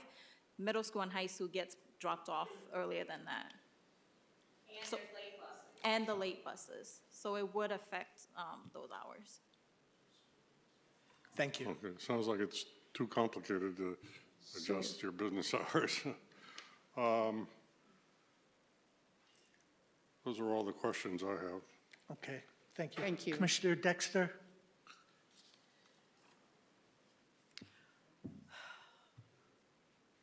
Well, I'm of the belief that you have property and you have a home, and mostly you should be able to do what you want with it if you're following regulations.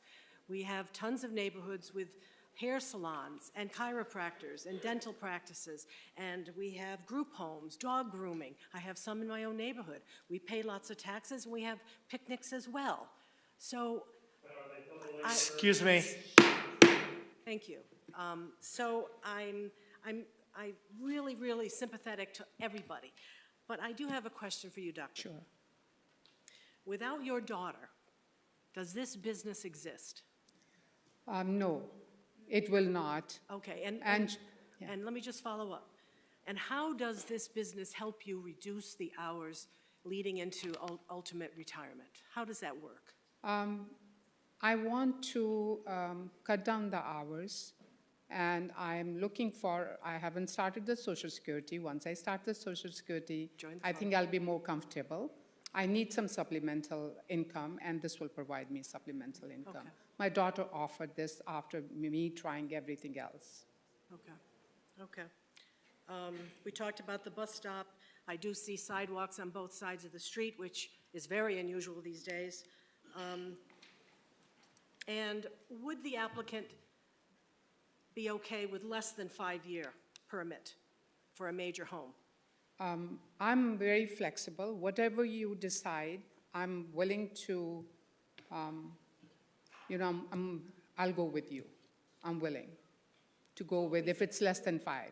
2, for example, would you agree to Can that? we, I would prefer 3. This 3? way, Okay. Thank you very much. thank you. That's all I have. Commissioner Quarishi? So I have I have some comments. Maybe you can help me understand a little bit more. So if the driveway is going to be used for cars to park, there's nobody out there telling people you're first in, first out. You know, we all have driveways. Somebody's going to have cars move in and out. So I think that's going to create some situation for you if you don't manage your client sheet and your appointment schedule correctly. So there's nobody out there monitoring the cars backing in and out of the driveway. And the customers that are going to come in are going to want to leave. So my assumption is someone will park on the street. A lot of these guys will park on the street, maybe. There's nothing in here that tells me that you can control that or you have a way to control that. And I'm looking at the pictures of your driveway, and I don't see how you manage 10 cars without having to tell the first person who came in to have everybody else back out before they can leave to create traffic That needs to be situation. coordinated, yes. Yeah, so I don't know, how do you plan to address situations? Because I'm looking, and so follow up to that comment, so maybe you can answer both together, would be if now you have, it says 5 to 10 clients, there's no way for us to monitor that. If the application's approved, it could be denied if you do, go outside the range, I guess. But if you want it to grow, if you have more clients, if you extend the hours or the days you operate, like a lot of those things could create situations that could be unfriendly to the, people in your neighborhood. Because we've heard a lot of the concerns. There's opposition and there's, approval. So answer to your question again, it comes down to these days the computer monitors and schedule the clients very controlled way. So it's not, I'm writing and I'm scheduling. And we're giving 15 to 20 minutes in between the patients so that we could clean the room and clean the chair and the equipment, sterilize it. So that'll keep us some time in between the patients to make sure that one of the patient leaves my driveway. We'll try to monitor, there will be one car in the driveway, not lined up or on the street. Yeah. Because of our schedule. And you said you guys don't have no way to monitor. I don't mind sharing my schedule for a month or two for you guys to see how we are monitoring. I don't mind sharing that. And this will give you more clear picture of how we are operating. I mean, it's still you and just your daughter who would be the employee operating, so who monitors the traffic outside? I will not be seeing the patient. I don't mind looking into that they are safe in and out from my driveway. But if we are keeping enough time in between the patients, 15 to 20 minutes in between the patient, we are not booking anyone, they should have enough time to leave my driveway and then other person comes. I'm hoping and assuming that if we give that much time in between. Yeah. Because it's not a volume. It's not like hospital outpatient. These days, they are seeing 30 patients a day. Right. I mean, you can change how many clients you get and things like that as well. Again, if you want to monitor that, I don't mind sharing my schedule for as long as you want to monitor. And my next question, I think it's just a correction, Michelle, if you can help me. On one on one of the documents, it says A30, but on the agenda, it says AA30. It's zone. AA30. AA30. Yeah. Thanks. Okay, Commissioner Carey. So Michelle, the application doesn't say 2 weeks out of 8 weeks. Again, the original proposal that was submitted had a different set of hours. That's why I've asked the applicant to be very clear tonight, because she's reduced the hours from her original proposal. Okay. So that's why all of my report to you was based on her original proposal. So she has modified it to being 2 weeks out of every 2 months. So then the application that would get approved would be 2 weeks out of every 8 weeks. Correct. Okay. And my other question, Doctor, is I see that this picture that you provided, but if somebody was early, or if somebody, like I'm historically late for everything, or if somebody was late and therefore the appointment was running late, where would the next person wait? Okay, we could give instructions to them. We have straight driveway, and then we have extension towards the base. We have a basketball hoop, and there could be 4 cars under and around that side. And so we have 2 different areas. We could specify to them if we feel like someone is running late, is early, and the other person is late, we could always, because they'll be calling, there's no landline, they'll be calling on the cell phone, that's how or they're texting. We could clarify in the instructions that if there are 2 ways, if there's already a car in the straight driveway, they could park in, this is part A and this is part B. We could specify that. Okay, so they would be waiting in their car. We are hoping not to, the way we want to schedule, but if they come early on their own, they have to wait in the car because we have 1 room to operate, and it's confidential and HIPAA law, so we cannot have another person in the room while we are treating. Okay, thank you. That's all I have. Thank you. Okay, thank you. Yeah, I'll turn to Commissioner Wagner. Yeah, so I have in my hand a picture that you provided, and then I have a aerial that, is this from 2019? Okay, so the aerial shows a relatively small driveway. I think since 2019, have you added driveway space? Or, I'm sorry, what was the question since 2019? this is an aerial photo. The town takes aerial I come photos and- every few years. I can't see, can I come there and see? Yeah, sure. So my thinking is this is way out of date. This is your driveway. So you have a more driveway? We have here, this area, we put the basketball hoop, and there is 4 cars could park this way. Okay, and then in this picture, there's a car parked behind the building, actually? This is the side which was not here. This whole side is up here. Okay. So So you have a that's extension. lot more driveway than shows on this old map. Okay, thank you. That's it. Just to clarify, Steve,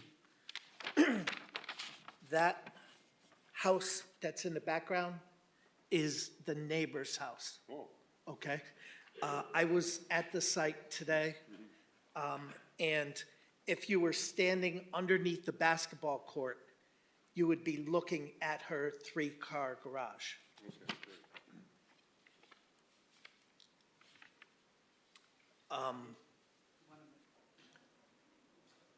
Please. One of the comments I made was, how do you prevent people from parking on the street? People who are going to be waiting? I think I need to specify more as 1 straight driveway is part A, this is part B.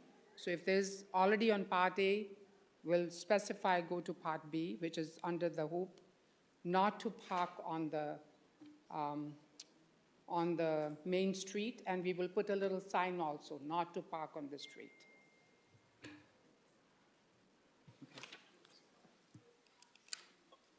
Okay, are you all set? Okay, thank you. Okay, I would like to move this along. You've had a lot of neighborhood opposition. Would the applicant be willing to do a 1-year approval if the commission approves the application? Would you be willing for a 1-year approval with the opportunity to come back in a year and go through it again? I'm willing to listen to any pros and cons of that, but just judging from the opposition, and I'm trying to balance that, weigh that, would the applicant be willing for a 1-year approval with the possibility of having a 5-year term in the second application? I don't want to bargain, but can we do 2 years? Because 1 year, it takes time to even understand and processes. 2 year will be enough for us also to know, and everyone else who's involved here. I feel if I'm given 2 years, I'll be very thankful. Okay, and I'm not speaking for the commission. I don't know how they feel about this, whether they're in favor of it or against it. But I'm looking for options, and Commissioner Dexter had suggested 2 years. Due to the concern of the neighborhood, I was looking at 1. And I understand, to put everything in place and move forward, that's a commitment on your part also. So I guess that's something we'll talk about in deliberations. I just had one additional question. Do you know how often the medical waste would need to be picked up? I didn't read the letter too thoroughly. I don't know if it said it in there, if it's like, or maybe I didn't see it in there. Is it monthly or every couple months? What's the frequency? So the company that I signed with is on call. So they could give me 2 sizes, 1 square foot, and then 3 square foot. So I would rather go with the small because we are doing very less volume. So one side, they have a marker there. If I'm reaching to the marker, I have to call them and they'll pick it. It could be 4 weeks or it could be 6 weeks, I'm not sure. But that's how they work. Once I'm reaching there, I call them, they come within 24 hours. Okay, thank you. Thank you. Commissioners, Commissioner Carey? Can I just ask one last question? Sure. Would the medical waste be in your garage? No, not in the garage. It's in the same room on the side. Okay, it's in the room. Because you can't walk outside that room with an open needle and needle going into anywhere. It's in the, wherever the treating area is, that's what we have to put it on the wall. And there is a code given by the state that we have to put that on the wall also, how to dispose this off, how to use it. That comes as a standard. Okay, thank you. Okay. I would like to call one member of the audience back up for a little rebuttal. So thank you. Okay, thank you.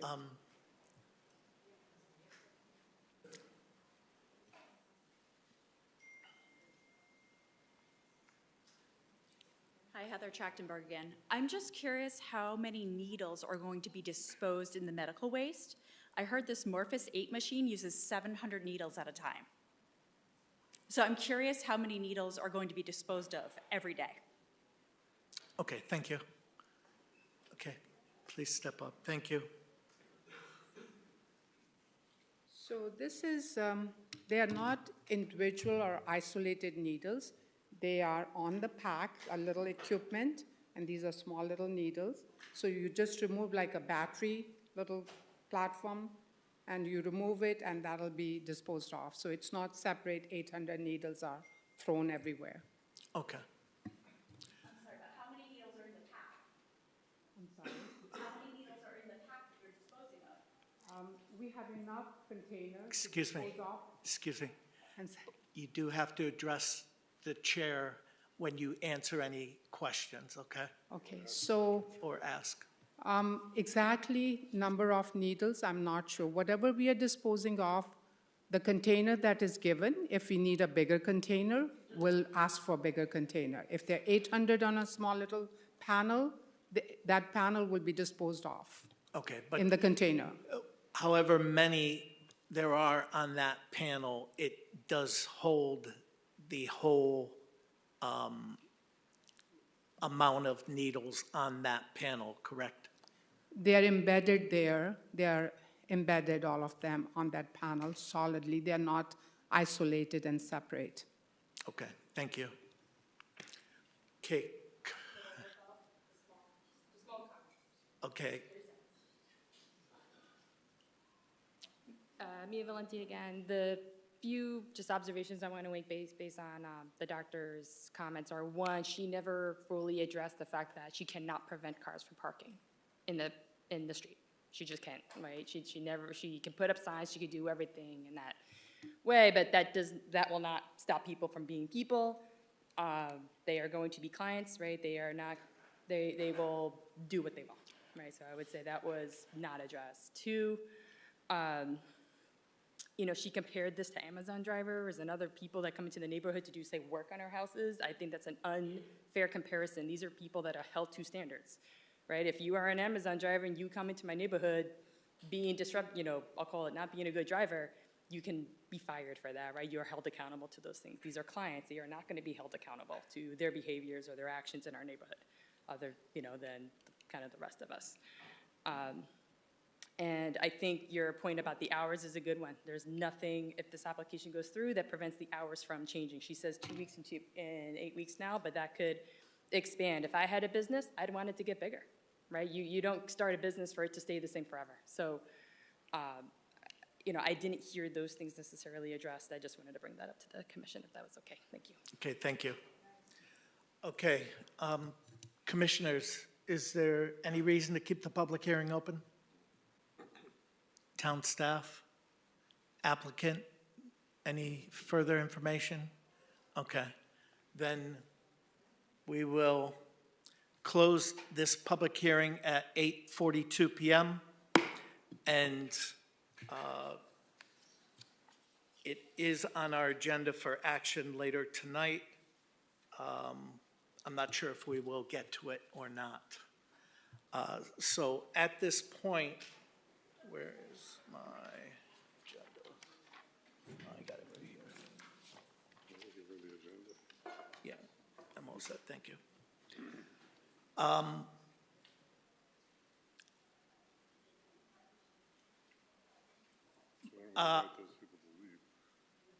Yeah. Right. For the purposes of discussing this briefly, do we need to open the public hearing for discussion on that, Michelle? I have the applicant's attorney right here. Maybe we want to open it and discuss how we want to proceed. Yeah, okay. So I'll open the public hearing for application 23-235 for the purposes of discussing how to proceed. Thank you. They're welcome to stay. Oxford people, if you want to wait out in the hallway or if you want to leave, that's totally up to you, but you're also welcome to stay. What is this topic now? What are we talking about? This is to talk about Metro Realty, how to proceed. Good evening. Good evening, Chair Pasaconis, members of the commission. I'm Tim Hollister. If you're moving around, please do so quietly. Thank you. I'm Tim Hollister. I'm a land use attorney in Hartford with the firm of Hinckley Allen. And what I'd like to do is try to make things easier.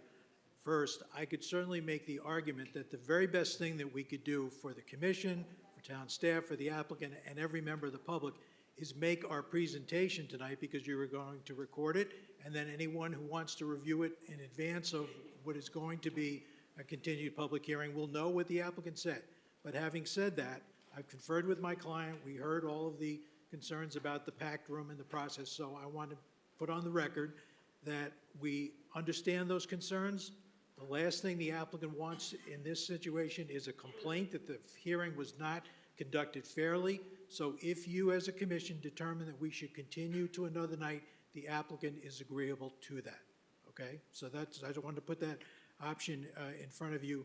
And I will add to that, that, you know, that's just not how Metro Realty does business. We've been here 30 years on many occasions. We always strive for a fair, open, public hearing. So that's why we are agreeing to the continuance. If you want that, we're ready to go. But if you want to continue it to another night in another venue, we're agreeable to do that. Thank you. Okay, thank you. I would like to schedule it for another night. There's been a lot of disruption, and people have left that did want to hear this. And I do understand what you're saying about recording it, but we did give the impression that we would be trying to reschedule it someplace else that can hold a larger crowd. Yeah, I guess my only concern is I don't know about the television aspect of it. So it may be of value to have the presentation so that anybody over the next couple weeks can, at their leisure, watch it on the town website and see the presentation and not get into any public comment tonight. Again, if we're going to go to a larger venue, I just don't have any way of knowing how it's going to be filmed. Because we don't have that set up. So it's just a consideration. Okay. And it's not my decision, it's really the commission's decision whether we move forward with this or not. What's your pleasure? I think we need to go to a larger venue based on the number of people that are still outside when I went out and counted, and as well as the people that assumed that we were relocating that have left. Yeah. So I think in all fairness, that's. Are there any other commissioners that want to give some input? Isn't there a portable camera that some of the boards and commissions use? I know the transportation. It's a phone. It's a phone. It's not really a camera. It's a phone type. Okay. So, okay. Commissioners, is there anyone else who wants input? Commissioner Carey? I agree with Commissioner Foley. I don't even think we should do the presentation with people having left. I think we have to wait, find another venue, and, do it there. Okay. Thank you. So that's what we're going to do. Okay. All right, I will see what I can do for the 25th of July, which would be our next scheduled meeting. I just stay tuned. As soon as I know of a location, I'll make sure I share it, and we'll be putting together a legal notice with that location, hopefully in the next day or so. Yes. Is the presentation a one-way presentation or is it interactive? A presentation is by the applicant themselves. Understood, but when they present, is it a one-way presentation or are we able to interrupt? No, you cannot interrupt. You would be out of order such as you are right now. Says is that the idea is you can only present it twice, but if you present it once, we have time to digest it. Yep. Okay. Thank you. No?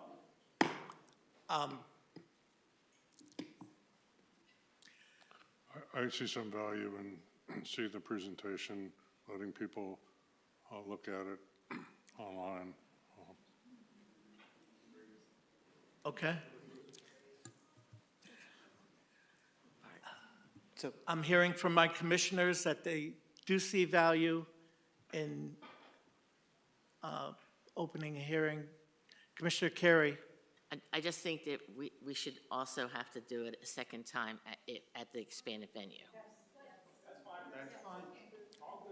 Well, what we would do is, if we were at a second venue, we would accept everything that was said at the first hearing into the record. But there would that's the way I believe we would proceed. And then we would proceed with the public hearing from that point on. So only one presentation? The applicant could add to their presentation at the second hearing if it went over into the second hearing. Just judging from, there's no way I would be able to close a public hearing tonight. No way. Because of the time constraints, I had said we would continue it at 9:30. I'm not sure how long the applicant's presentation is. Really? Okay. Excuse me. Excuse me. Please, order. That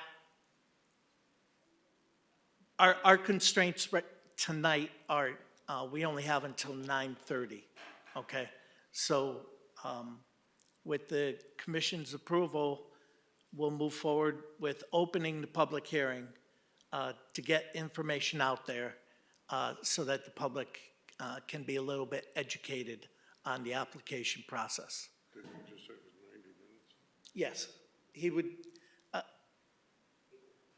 We would need to stop at 9:30 p.m. because we have other business that has to go on tonight. Yes. Okay, thank you. No.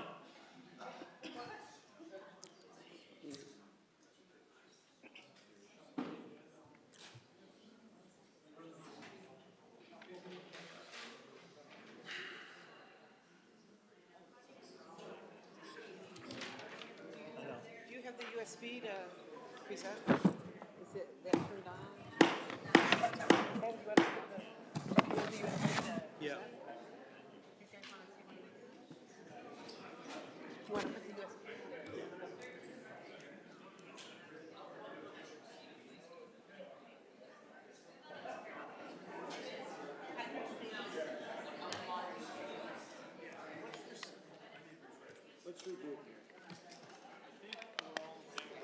We need help getting it going. It's a two-wheel screen. I don't know if you remember that. So I just get the cover page up.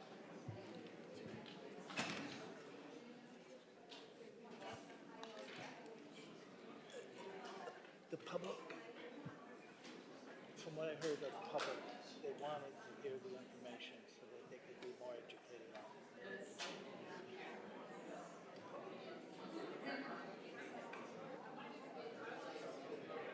Hit that little box in the upper right. There we go.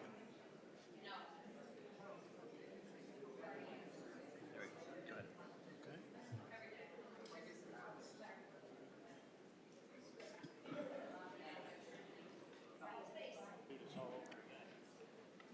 Not the whole thing. Ready when you are. Okay. Please. Thank you. Good evening. As before, Attorney Tim Hollister, Hinckley Allen. Excuse me, Tim. I can't hear Tim.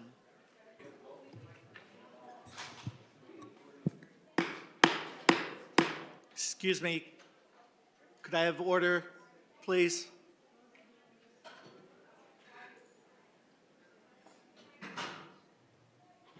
Thank you. Good evening. Thank you. Now we're ready for the next short matter.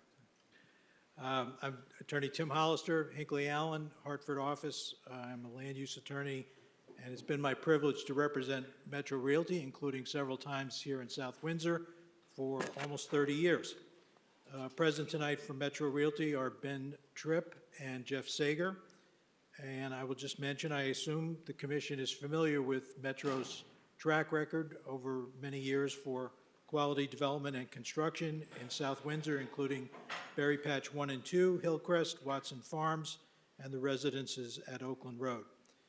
Also present tonight as part of the technical team, Mark Vertucci, professional engineer, Fussin O'Neill.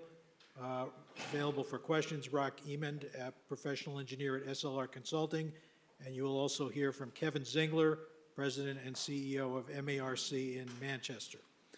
In very short summary, tonight's application is to rezone 4.82 acres at 240 Deming Street and 0.36 acres at 440 Buckland Road, total 5.18 acres, from GD Gateway Development to MAHZ Multifamily Assisted Housing.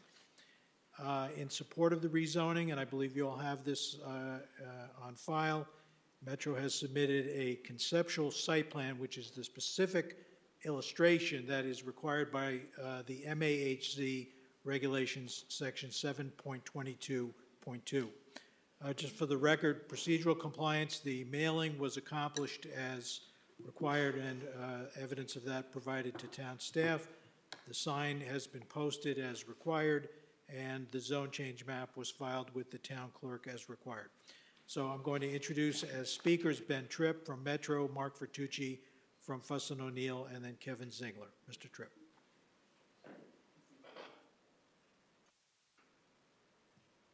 Thank you. So as Attorney Hollister just described, I'm here on behalf of the applicant, Metro Realty, to discuss a proposed zone change for portions of 240 Deming Street and 440 Buckland Road. I don't want to rush. I know we're a little short on time. I'd like to get as much of the information in front of you as I can this evening, and we'll see if some of it spills over. So, as Tim described, Metro Realty is a ground-up commercial and residential real estate developer, locally focused, headquartered in Farmington, Connecticut, and with a specialty in affordable housing.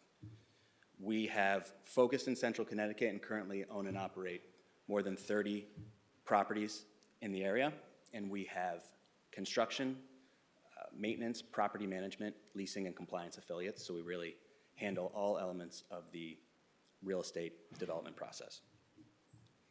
But here tonight, we're here to specifically discuss affordable housing. So we have developed 19 affordable housing communities in central Connecticut, almost 1,500 apartments. Specifically here in town, we've had the privilege of working with this town and this commission for now more than 20 years, going back to Watson Farms, which is our first development. And over the course of the past 2 decades, we have now evolved into what is 5 affordable and mixed income communities, totaling 434 apartments. But I'd like to really talk, that's more of a historical view, and our experience with the town is that you've been very proactive and progressive in terms of approving and promoting affordable housing in town.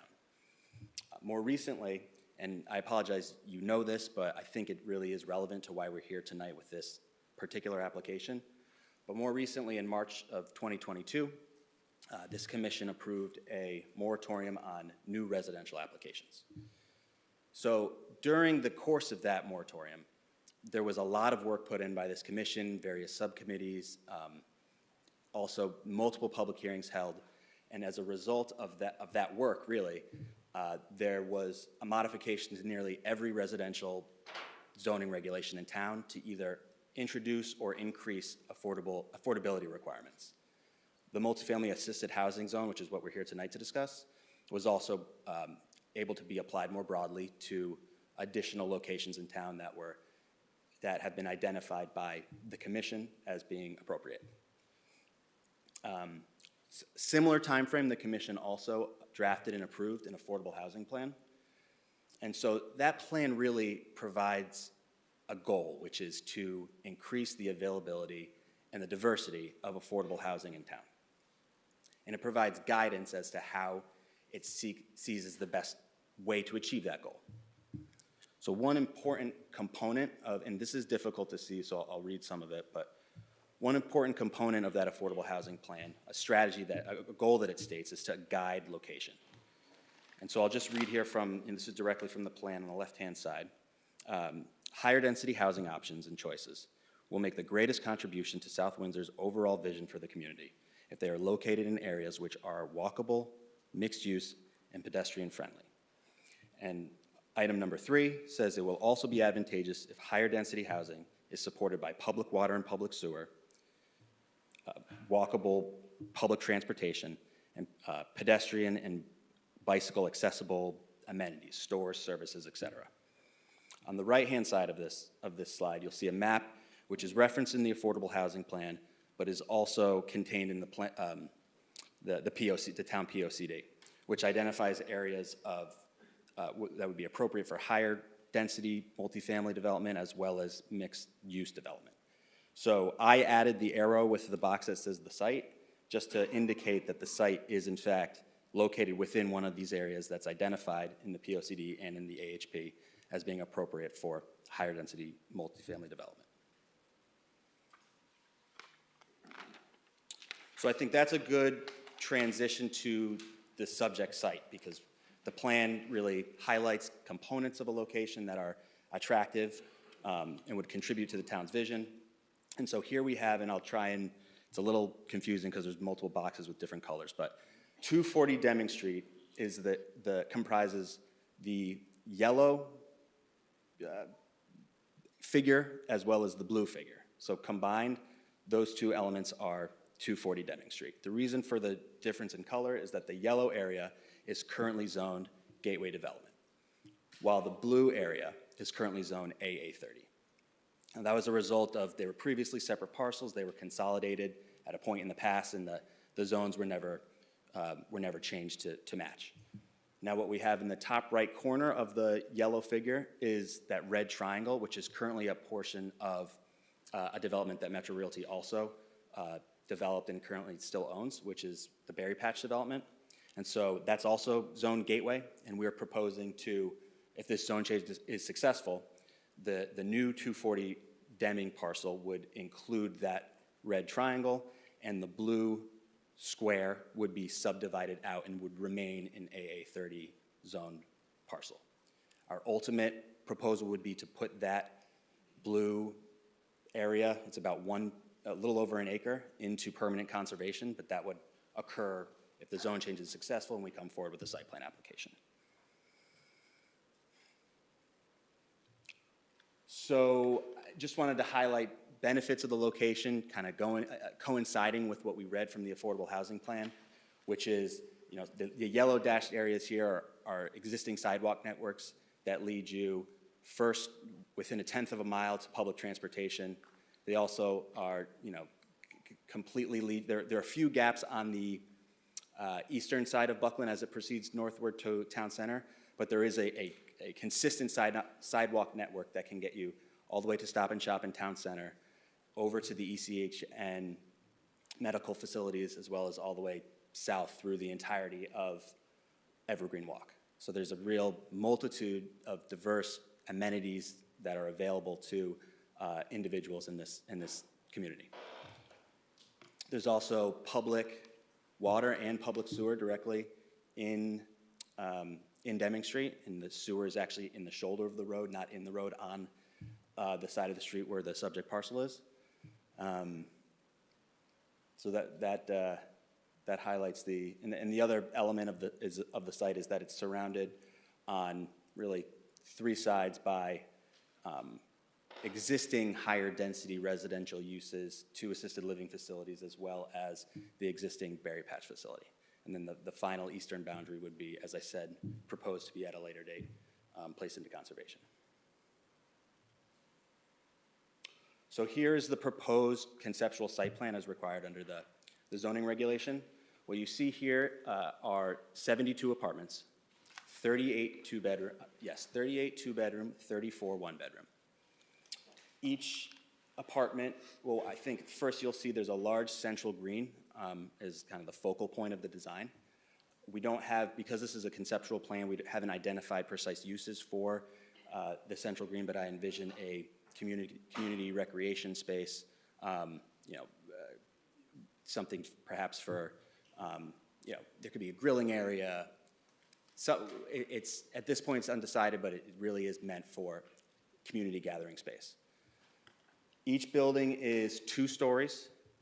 We'll get to the design later, but I wanted to mention that the buildings are limited to 2 stories. They each have private individual entrances and private outdoor space. We strive for a like a home-style design rather than a common hallway situation, so you can park and enter directly into your apartment, similar to the other communities that we've designed in town.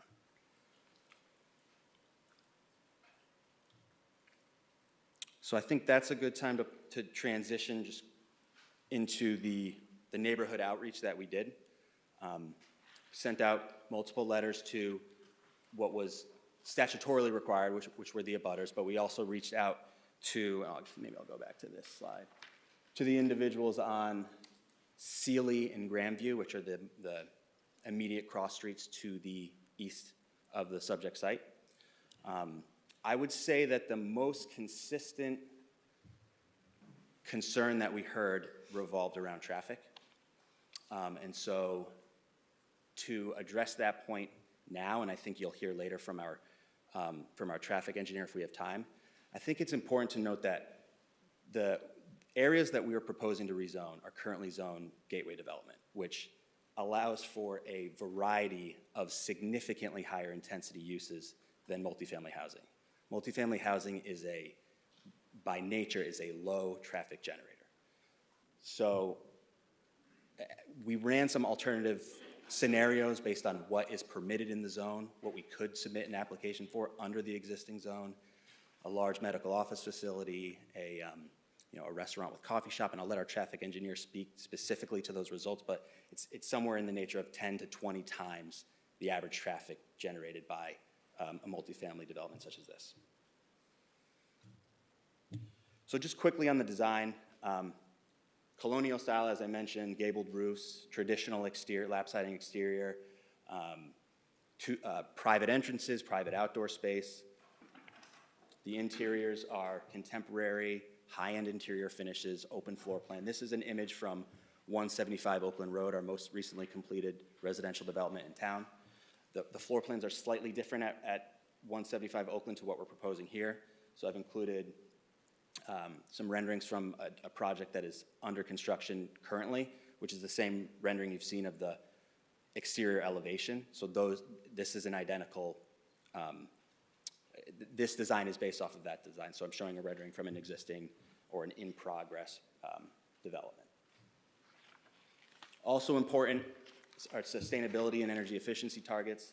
This will be a zero energy ready certified development, striving for LEED Gold status, high efficiency mechanical systems, a HERS rating, which is sort of, it's similar to an Energy Star index, but the HERS that we are striving for is actually 35% below what the Energy Star target index is. And then photovoltaic solar power to power all of the common elements of the development. So since this is proposed to be an affordable development, I wanted to go through the proposed affordability.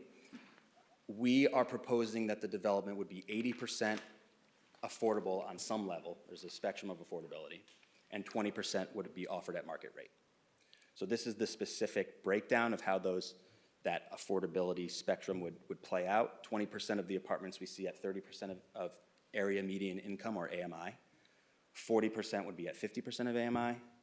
20% at 80%, and the balance would be offered at market rate. I have some calculations you can look at perhaps later at the back of the presentation that show how this would impact your goal toward the 10% assisted housing goal, as well as how it would provide housing equivalency points toward your next potential moratorium for affordable housing. I'll just leave it at the back. If you have any questions about that, I'm happy to go into more detail about it.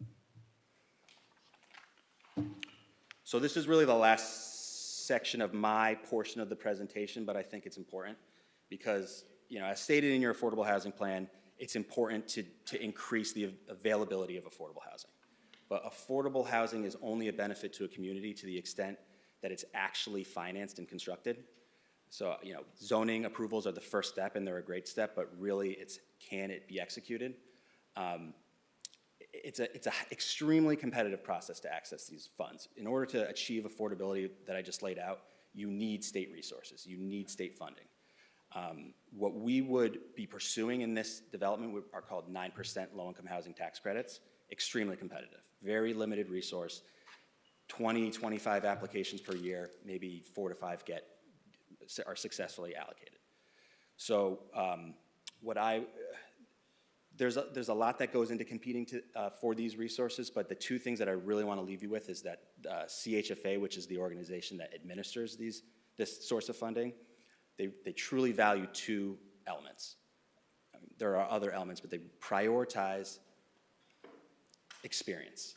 And I think I've laid it out at the beginning that we are a very highly experienced, technically efficient, affordable housing developer. We've done a lot of it successfully. And so when it comes to, based on the amount that we've done in the past and also our perfect record of compliance with respect to the affordable housing that we've developed, we are in the top, literally the highest tier that you can be when it comes to being an affordable housing developer from the perspective of CHFA. The second component is location-based. And so being located in what's considered a high opportunity, actually a very high opportunity town of South Windsor, but also the characteristics that I outlined previously, the walkability to the amenities, the walkability to public transportation, the access to public water, public sewer.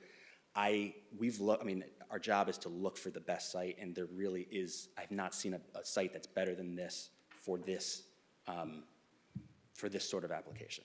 So with respect to the certainty of execution, it is extremely highly likely that this would receive or be, extremely competitive to receive. You can't guarantee anything, but I feel very strongly that this would be successful in the allocation process next year. So now I'm going to turn it over to, another important part of our development program is a supportive housing component. I'm working with Kevin Zingler, who I'm going to ask to come up. He's the president and CEO of Mark Inc. of Manchester. So we are partnering with Mark Inc. as well as the Department of Developmental Service to reserve 20 to 25% of the apartments here, probably somewhere in the range of 15, 17 apartments for individuals with intellectual disabilities. We would have staff from Mark Inc. of Manchester on site working with these individuals. The idea is that the Department of Developmental Services has an initiative to take people out of the group home setting and into independent living settings. So Kevin can certainly do a better job explaining this than I can. I just wanted to give you that brief background. So Kevin.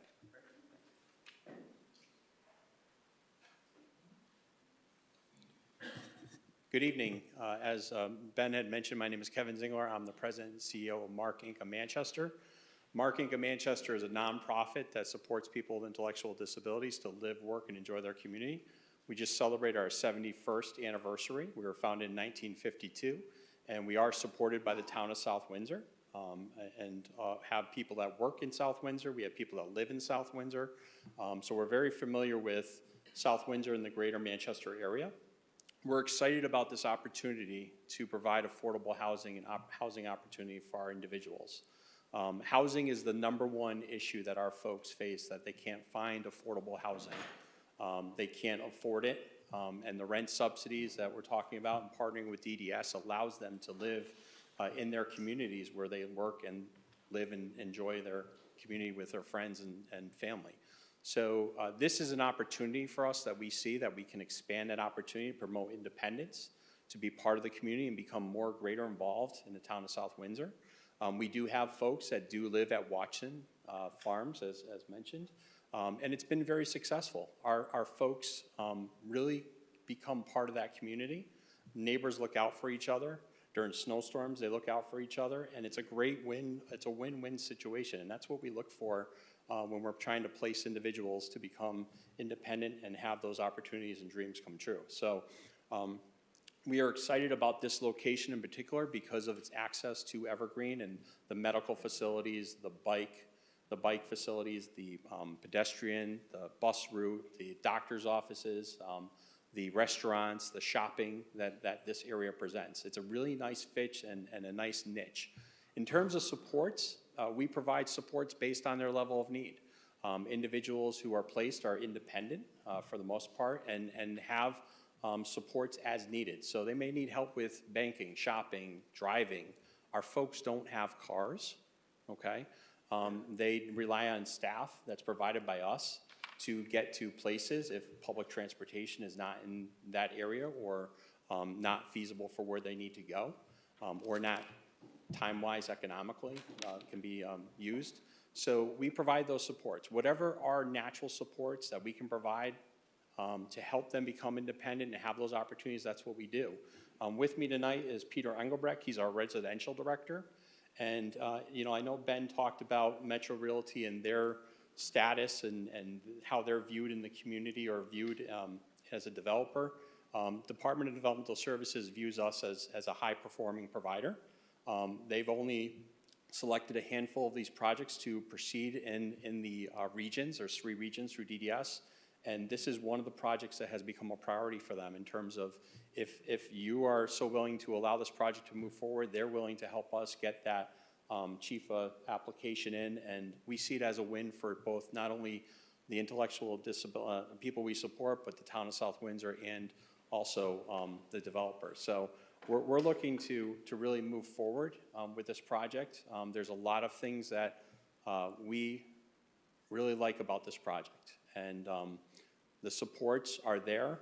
We have the staff in place, and it's based on their level of need. And Peter's been with Mark for 35 years. I've been with Mark for 28 years.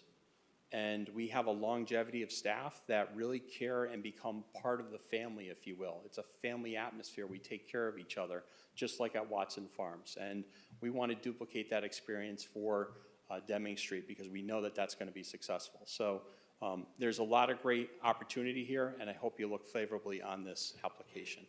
Thank you. So next I will ask Mark Vertucci of Fuss & O'Neill to come up and discuss traffic. Thank you, Ben, and good evening. I'm Mark Vertucci. I'm a senior transportation engineer at Fuss & O'Neill. We're located at 146 Hartford Road in Manchester. I am a registered professional engineer in Connecticut and also a registered professional traffic operations engineer as well. Fuss and O'Neill did prepare the traffic impact study for this development. I want to briefly describe our findings for you here this evening. Just orienting you to the site. Again, the site, as Ben mentions, on the north side of Deming Street, just to the east of Buckland Road. The driveway is proposed to be located about 530 feet to the east of that intersection, so out of the influence of the signalized intersection operations, out of the influence of the queuing on Deming Street there. The study did review 2 intersections, so we looked at Buckland Road at Deming Street, and we also looked at the proposed site driveway intersection with Deming Street. We conducted new turning movement traffic counts at Buckland Road and Deming Street back on Friday, June 2nd of this year, as well as Saturday, June 3rd. We counted during the weekday or the Friday morning, the Friday afternoon, and the Saturday midday peak periods. These are the highest traffic hours of the week, which is why we selected those periods. The counts indicated the weekday morning peak hour of traffic was 8 to 9 a.m. The weekday afternoon peak hour was 4 to 5 p.m. And the Saturday midday peak hour was 11:45 to 12:45. So those are the peak hours we subsequently analyzed in this study. As far as growing these traffic volumes, so this 2023, we expect if this development were to get approved, by the time it's open, we're looking at probably 2025 for a design year. So we did grow those traffic volumes by a 1% growth factor. That growth rate was provided to us by the Department of Transportation. This is just to account for normal traffic growth within the study area. We also added traffic from other approved developments nearby that have yet to be constructed. That includes unbuilt portions of Evergreen Walk. There's a residential development there that is yet to be built. The Whole Foods is also. And the second phase of the Gateway project on Buckland Road, which includes some medical office and retail. We did update our analysis per comments from Jeff Doolittle to include that traffic as well in the study. As far as traffic that we expect to be generated from this development, we utilized rates provided in the Institute of Transportation Engineers Trip Generation Manual. This is an industry-accepted resource for determining traffic generation. So for the proposed 72 units, the manual projects this development will generate 25, 25 vehicle trips in the weekday morning peak hour, and 28 vehicle trips in the weekday afternoon and the Saturday midday peak hour. So this is a very minimal traffic generator, as Ben Tripp had mentioned earlier. As a point of comparison, we looked at some other uses that could be built on this site as of right in the existing Buckland Gateway development zone. One of those uses would be a medical office. You could feasibly put a 61,000 square foot medical office building on this property. That would generate 230 trips in the morning peak hour, nearly 300 trips in the afternoon peak hour, and 185 trips in the Saturday peak hour. So that's roughly 10 times the amount of traffic that this residential development would generate. We also looked at a 12,500 square foot mixed-use retail restaurant type development that would could accommodate a quick service restaurant, a sit-down restaurant, and maybe a coffee shop with a drive-through. That mixed-use development would generate upwards of 500 trips in the morning peak hour, 365 trips in the afternoon peak hour, and over 400 trips in the Saturday peak hour. So that development, you'd be looking at over 20 times the traffic of this residential development. So just as a point of comparison there, 25 to 28 trips, that's one of the lowest generating uses you could put on this property. So from there,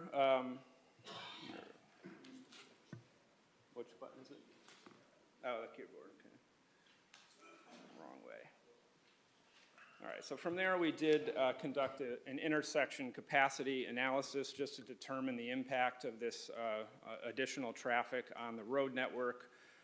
So what we did is we took those 2025 background traffic volumes, we added the site-generated traffic to it to get the build or combined condition traffic volumes in 2025. We then conducted capacity analysis at our two study intersections, and we compared the background condition without the development versus the combined condition with the development traffic.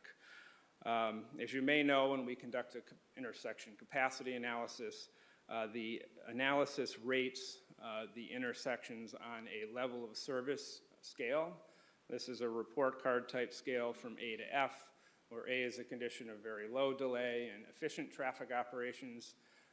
F is a condition of significant delay, high driver frustration. Typically, the DOT will consider a level of service D, as in dog, as being an acceptable level of service. Our analysis indicated the Buckland Road at Deming Street intersection operates acceptably at level of service B in the morning peak hour and level of service C in the Friday afternoon and Saturday midday peak hours. When you add in the development traffic from the proposed 72 units, there is no deterioration in level of service at the study intersection. And the site driveway intersection is projected to operate at an efficient level of service A for turns into the site and level of service B for turns exiting the site. We also looked at queuing. 95th percentile queues at the intersection of Buckland Road and Deming Street are contained within their existing available lane storages. The development traffic results in a queue increase of, on average, less than one vehicle length on all of the intersection approaches. So this is something that is negligible, not noticeable to the typical driver on the road network. One other thing I wanted to mention in response to a comment we received from engineering from Jeff Doolittle. He asked that we look at the feasibility or the warrants, I should say, for installing a right turn lane on the Deming Street westbound approach to Buckland Road. Please maintain order. So as I just mentioned, the intersection's already operating at an efficient level of service. Queues are contained within their storages. The analysis indicated the right turn lane is not warranted, and this is independent of the development traffic. In the background condition, it is not warranted either. So there's no improvement in level of service if you were to add the right turn lane, and the queues decrease anywhere from 5 to 20 feet on average, which is not even a car length. So we're not recommending installation of a right turn lane as part of this project, and nor do we feel it's warranted to accommodate existing traffic conditions. Lastly, I did want to talk about safety. We did review intersection sight distances coming out of the site driveway. The driveway is in a very good location on the outside of a curve. So the sight distance is excellent in both directions. It exceeds DOT criteria for safe egress from the site. We also reviewed the latest 3 years of crash history from the Yukon Crash Repository, and the review of that data revealed no abnormal crash patterns or crash frequencies within the study area. Also wanted to note there were no crashes reported on Deming Street near the site frontage. So with that, the conclusions of our traffic study were that the proposed residential development will have no significant impact to traffic operations or safety within the study area. And with that, I guess I'll turn it back to Attorney Hollister. I think that is close to concluding our presentation. Thank you. Thank you. Mr. Chair and Commissioners, we're ready to stop there. That is actually our substantive presentation. When I said 90 minutes, I was incorporating time for your questions, which I assume is where we'll start when we reconvene. But we are done with our presentation, you've heard the 100% of the basic presentation that we intended to present tonight, so I think that's good, and I hope that benefits everybody. Okay, thank you very much. So, Commissioners, at this time, I would entertain a motion to continue the public hearing to, Let's say July 25th, pending a location.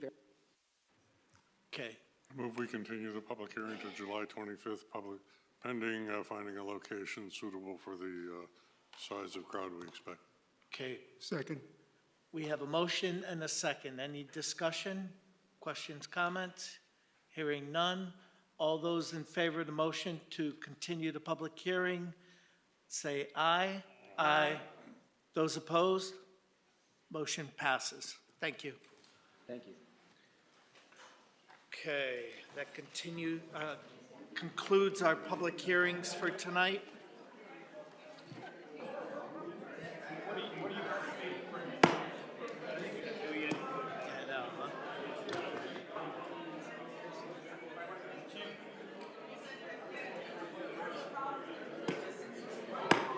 If you could, please exit quietly as we have additional business we have to do.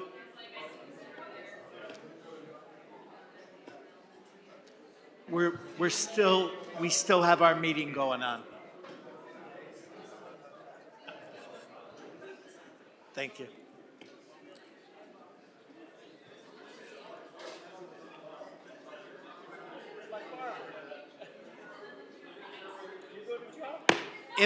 If you could, please exit the meeting if your business is concluded.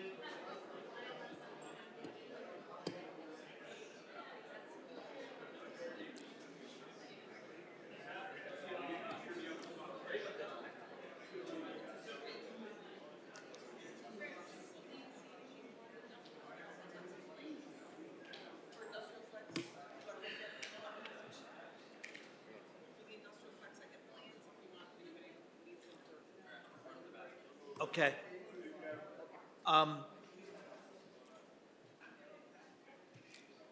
Okay, thank you.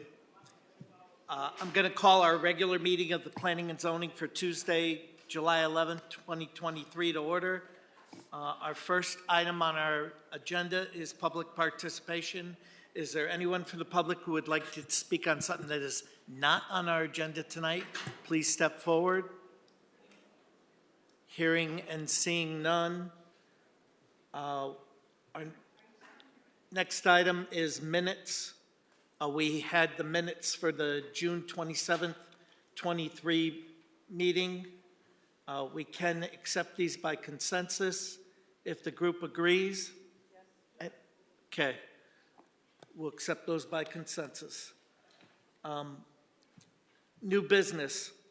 We're going to head right into application 23-11P, industrial flex space.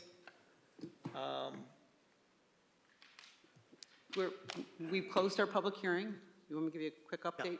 I'll turn to our town staff, Michelle Light. Thank you. So we've closed the public hearing on that. I did provide you with a standard approval conditions, trying to pick up some of the things that was talked about at the public hearing and the applicant agreed to as far as conditions. So you'll notice from about 13 on are approval conditions that were talked about. Two minor corrections I'd like to make. On number 14, the applicant had offered to have an arborist along with a landscape architect and staff to go out on site. I neglected to include staff in that comment. And then the last comment I make is, the applicant, through the wetlands approval, is required to put up the landscape buffer first before a building permit, and it probably isn't a bad idea to reinforce that in our approval conditions. So I would recommend approval condition 19 saying the landscape buffer to be installed prior to the issuance of a building permit.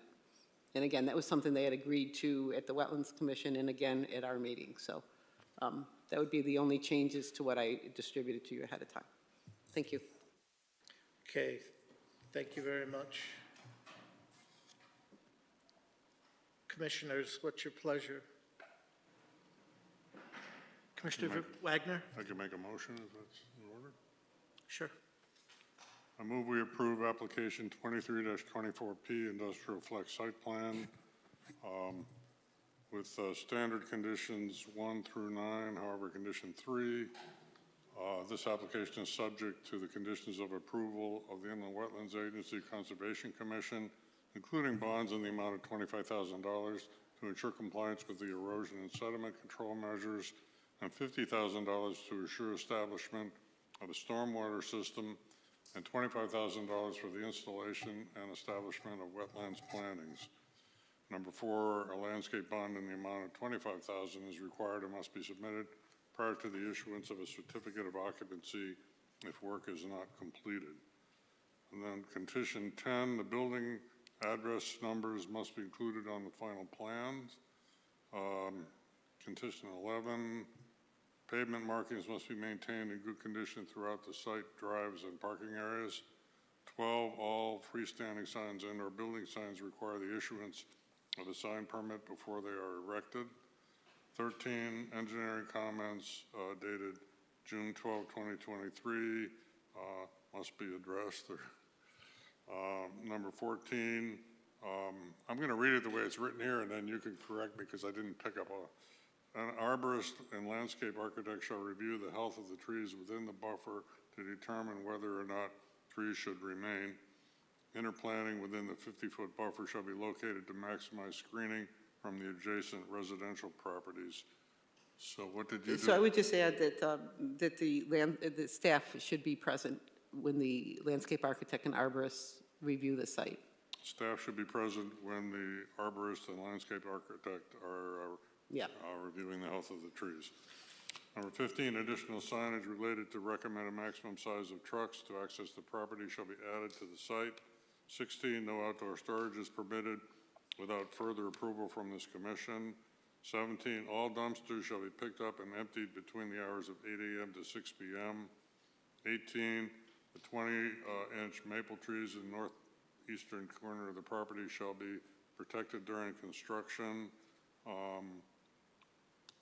Number 19, landscape buffers shall be installed prior to Building permit. building permit. And then there's nothing about the WPCA in here, is there? Or did I miss that? It's number 8, Steve. Oh, got it, okay. Okay, so we have a motion. Do we have a second? We have a motion and a second. Any discussion, questions, comments? Commissioner Foley? I do believe that when it comes to the landscaping, that we had discussed extending the warranty period. Yeah, this will be subject to your buffer requirements in the regulations as to how long a bond has to be held. Off the top of my head, I think it's 3 years that you have to hold the bond, but we did codify that in the regulations.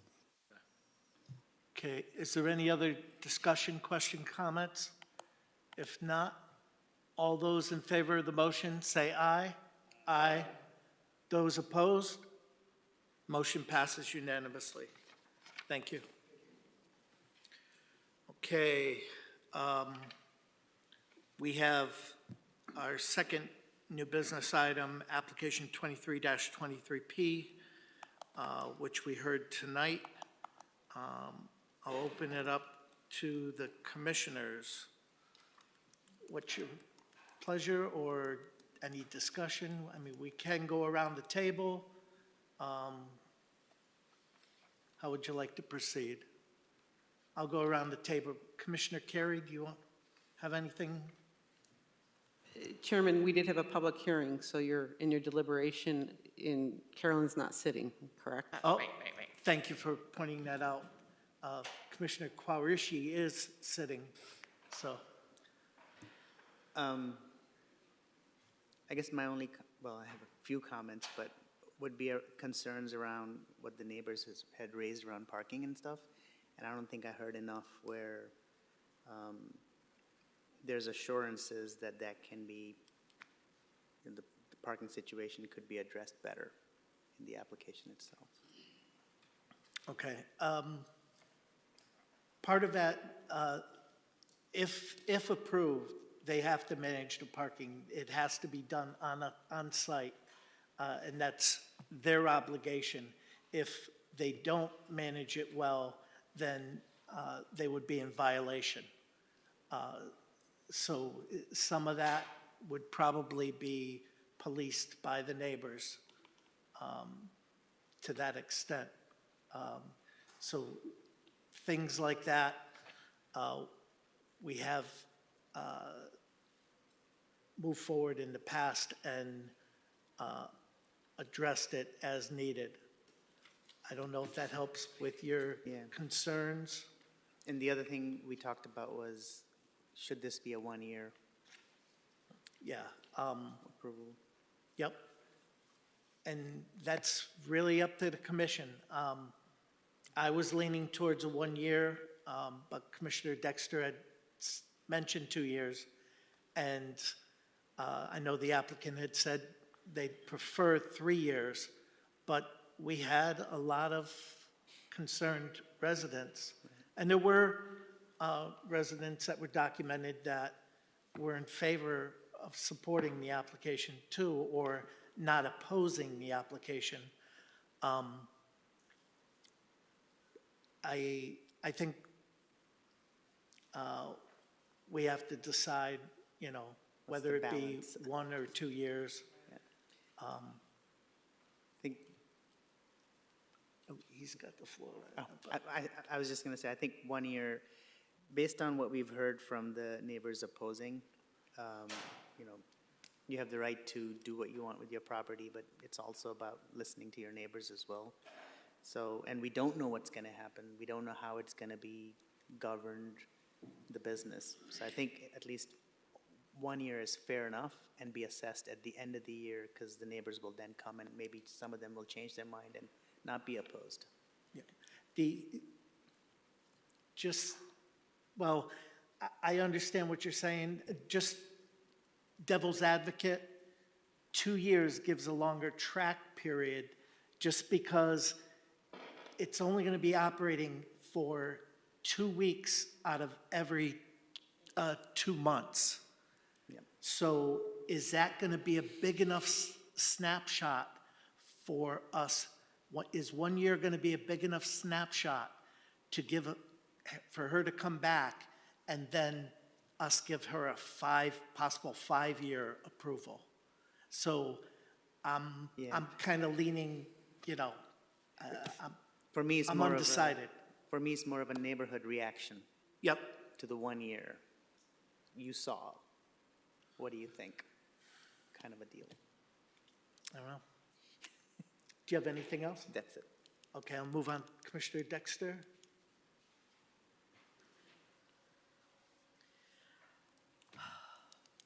There's just so many of these home occupations throughout town that it seems unfair not to approve this with some changing in the conditions, you know, to the 2-year, whatever. But I do understand this particular subdivision. It's very isolated. It's very, you know, it's quiet, and they've learned that this is their norm.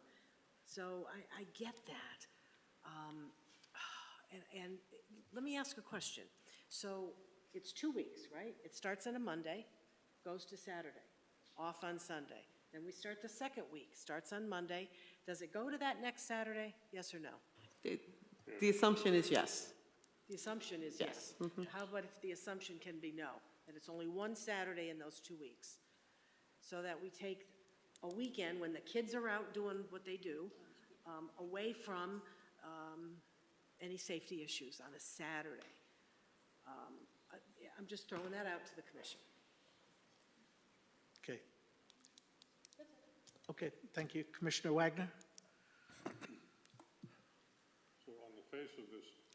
Microphone. Oops, I thought I had it on. On the face of this, I don't see it being that different than countless other home occupations that we've approved and have operated and haven't been causing problems. I don't see anything about this that's going to cause more problems than any other business. Parking is going to be handled on the driveway, and if it isn't, as you said, we have enforcement mechanisms. So I think that I like the idea of a 2-year trial period or approval, just because it takes a while to get a business going and get a reputation going, and actually, I doubt if they'll be operating at their full capacity for several months. So personally, I'd go with the 2-year approval out of concern for the residents who are fearful of what this might bring to their neighborhood.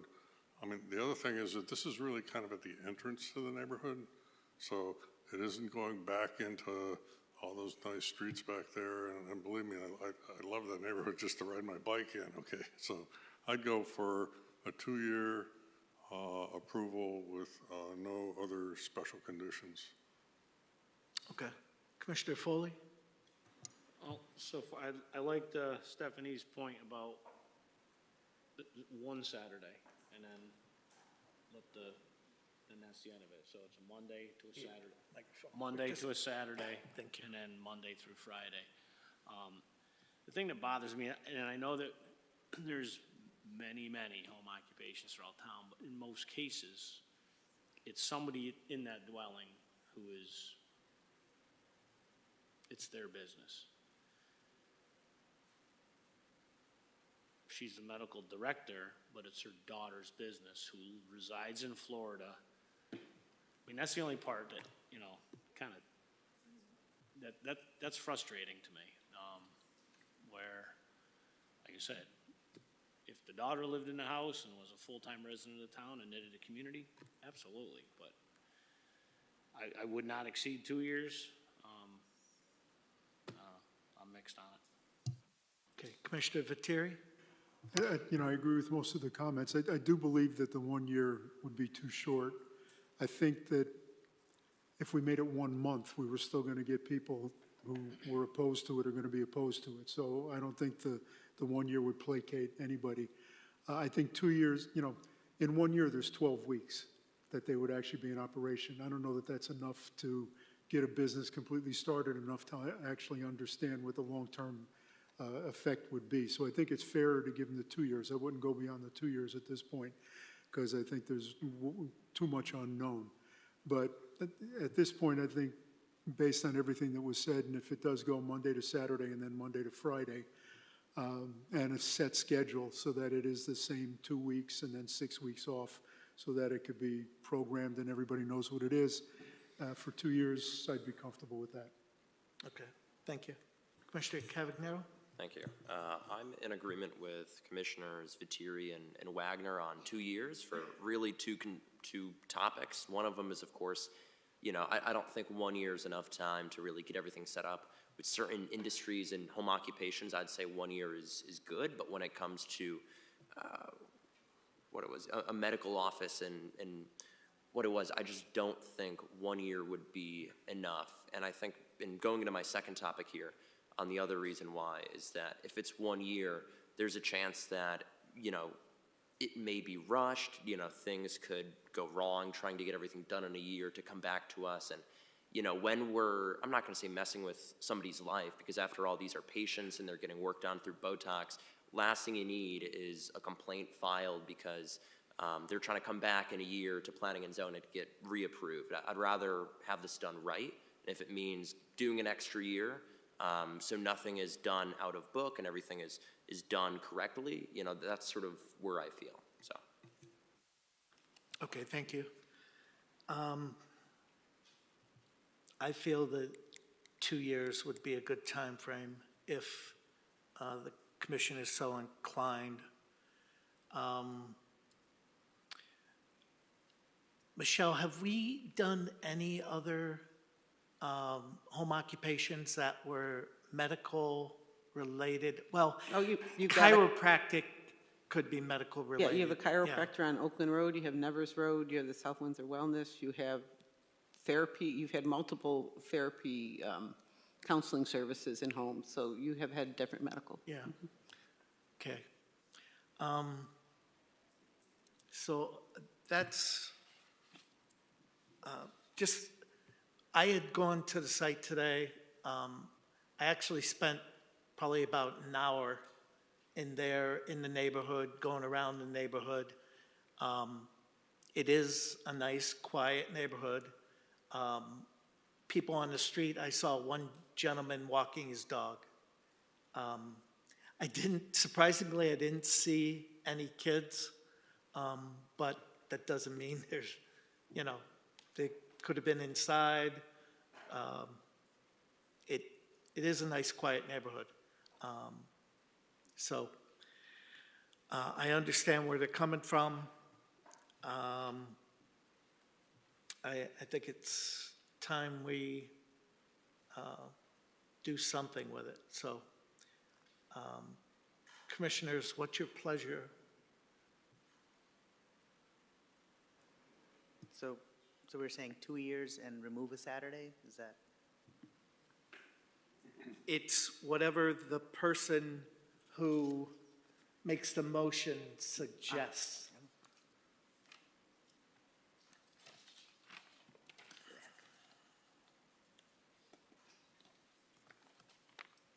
Commissioners, anything? Right.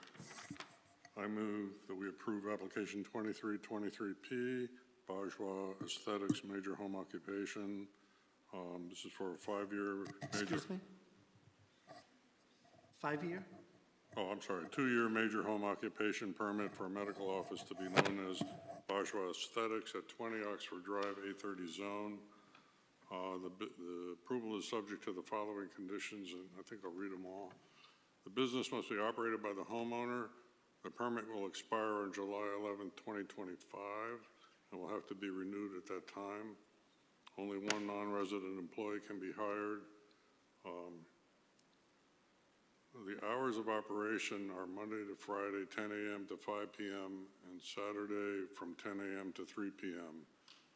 Operation is limited to 2 weeks out of every 8 weeks, with only one on Saturday in those 2 weeks included. Is that clear? Okay.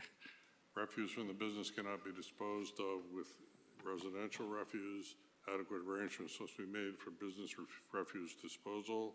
Any new building or alteration, additions to existing buildings requires a building permit prior to start of construction.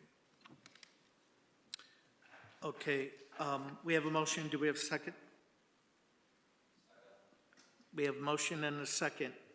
Under discussion, I just want to clarify the hours because I heard the applicant clearly say 10 a.m. to 6 p.m. I was just going to mention that. She did indicate to 6 p.m. 6 days. The 10 a.m. to 3 p.m. on Saturday, I believe, was early presentation. But the applicant, I believe, clearly said 10 to 6 on Saturday also. Do other commissioners remember differently, or?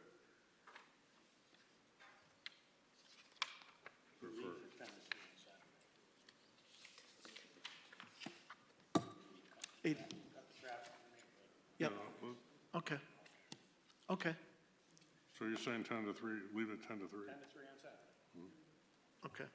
All right, so I will accept 10 to 6 p.m. on Monday to Friday as a friendly amendment. No other changes so far. Okay. And the seconders agreeable to that? Okay, fine. Is there any other discussion, questions, comments? Commissioner Viteri, I didn't see your microphone, it was behind his. Oh, sorry. No, and this is just the engineer in me.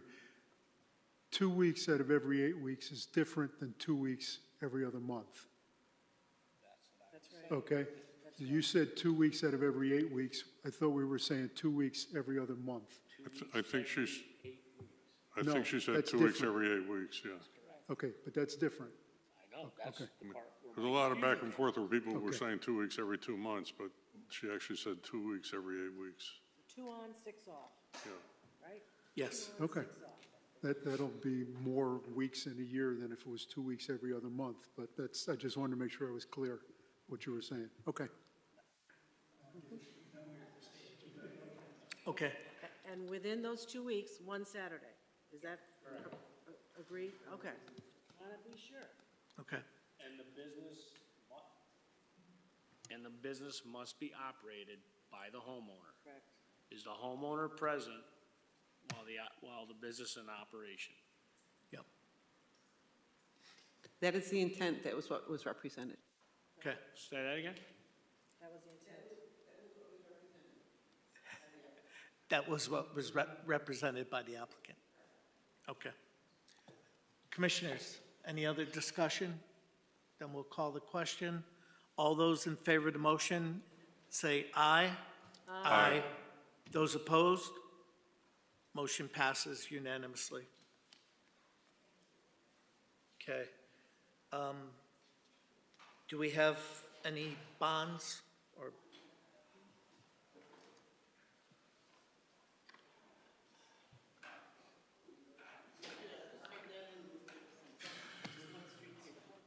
I didn't like that one at all. Okay. Do you want it? Okay, Commissioners, we have a landscape bond. What's your pleasure? Move we approve the landscaping bond, 17-04P, Estates of South Windsor Street Trees, amount 10,000, reduction 10,000, balance of 0.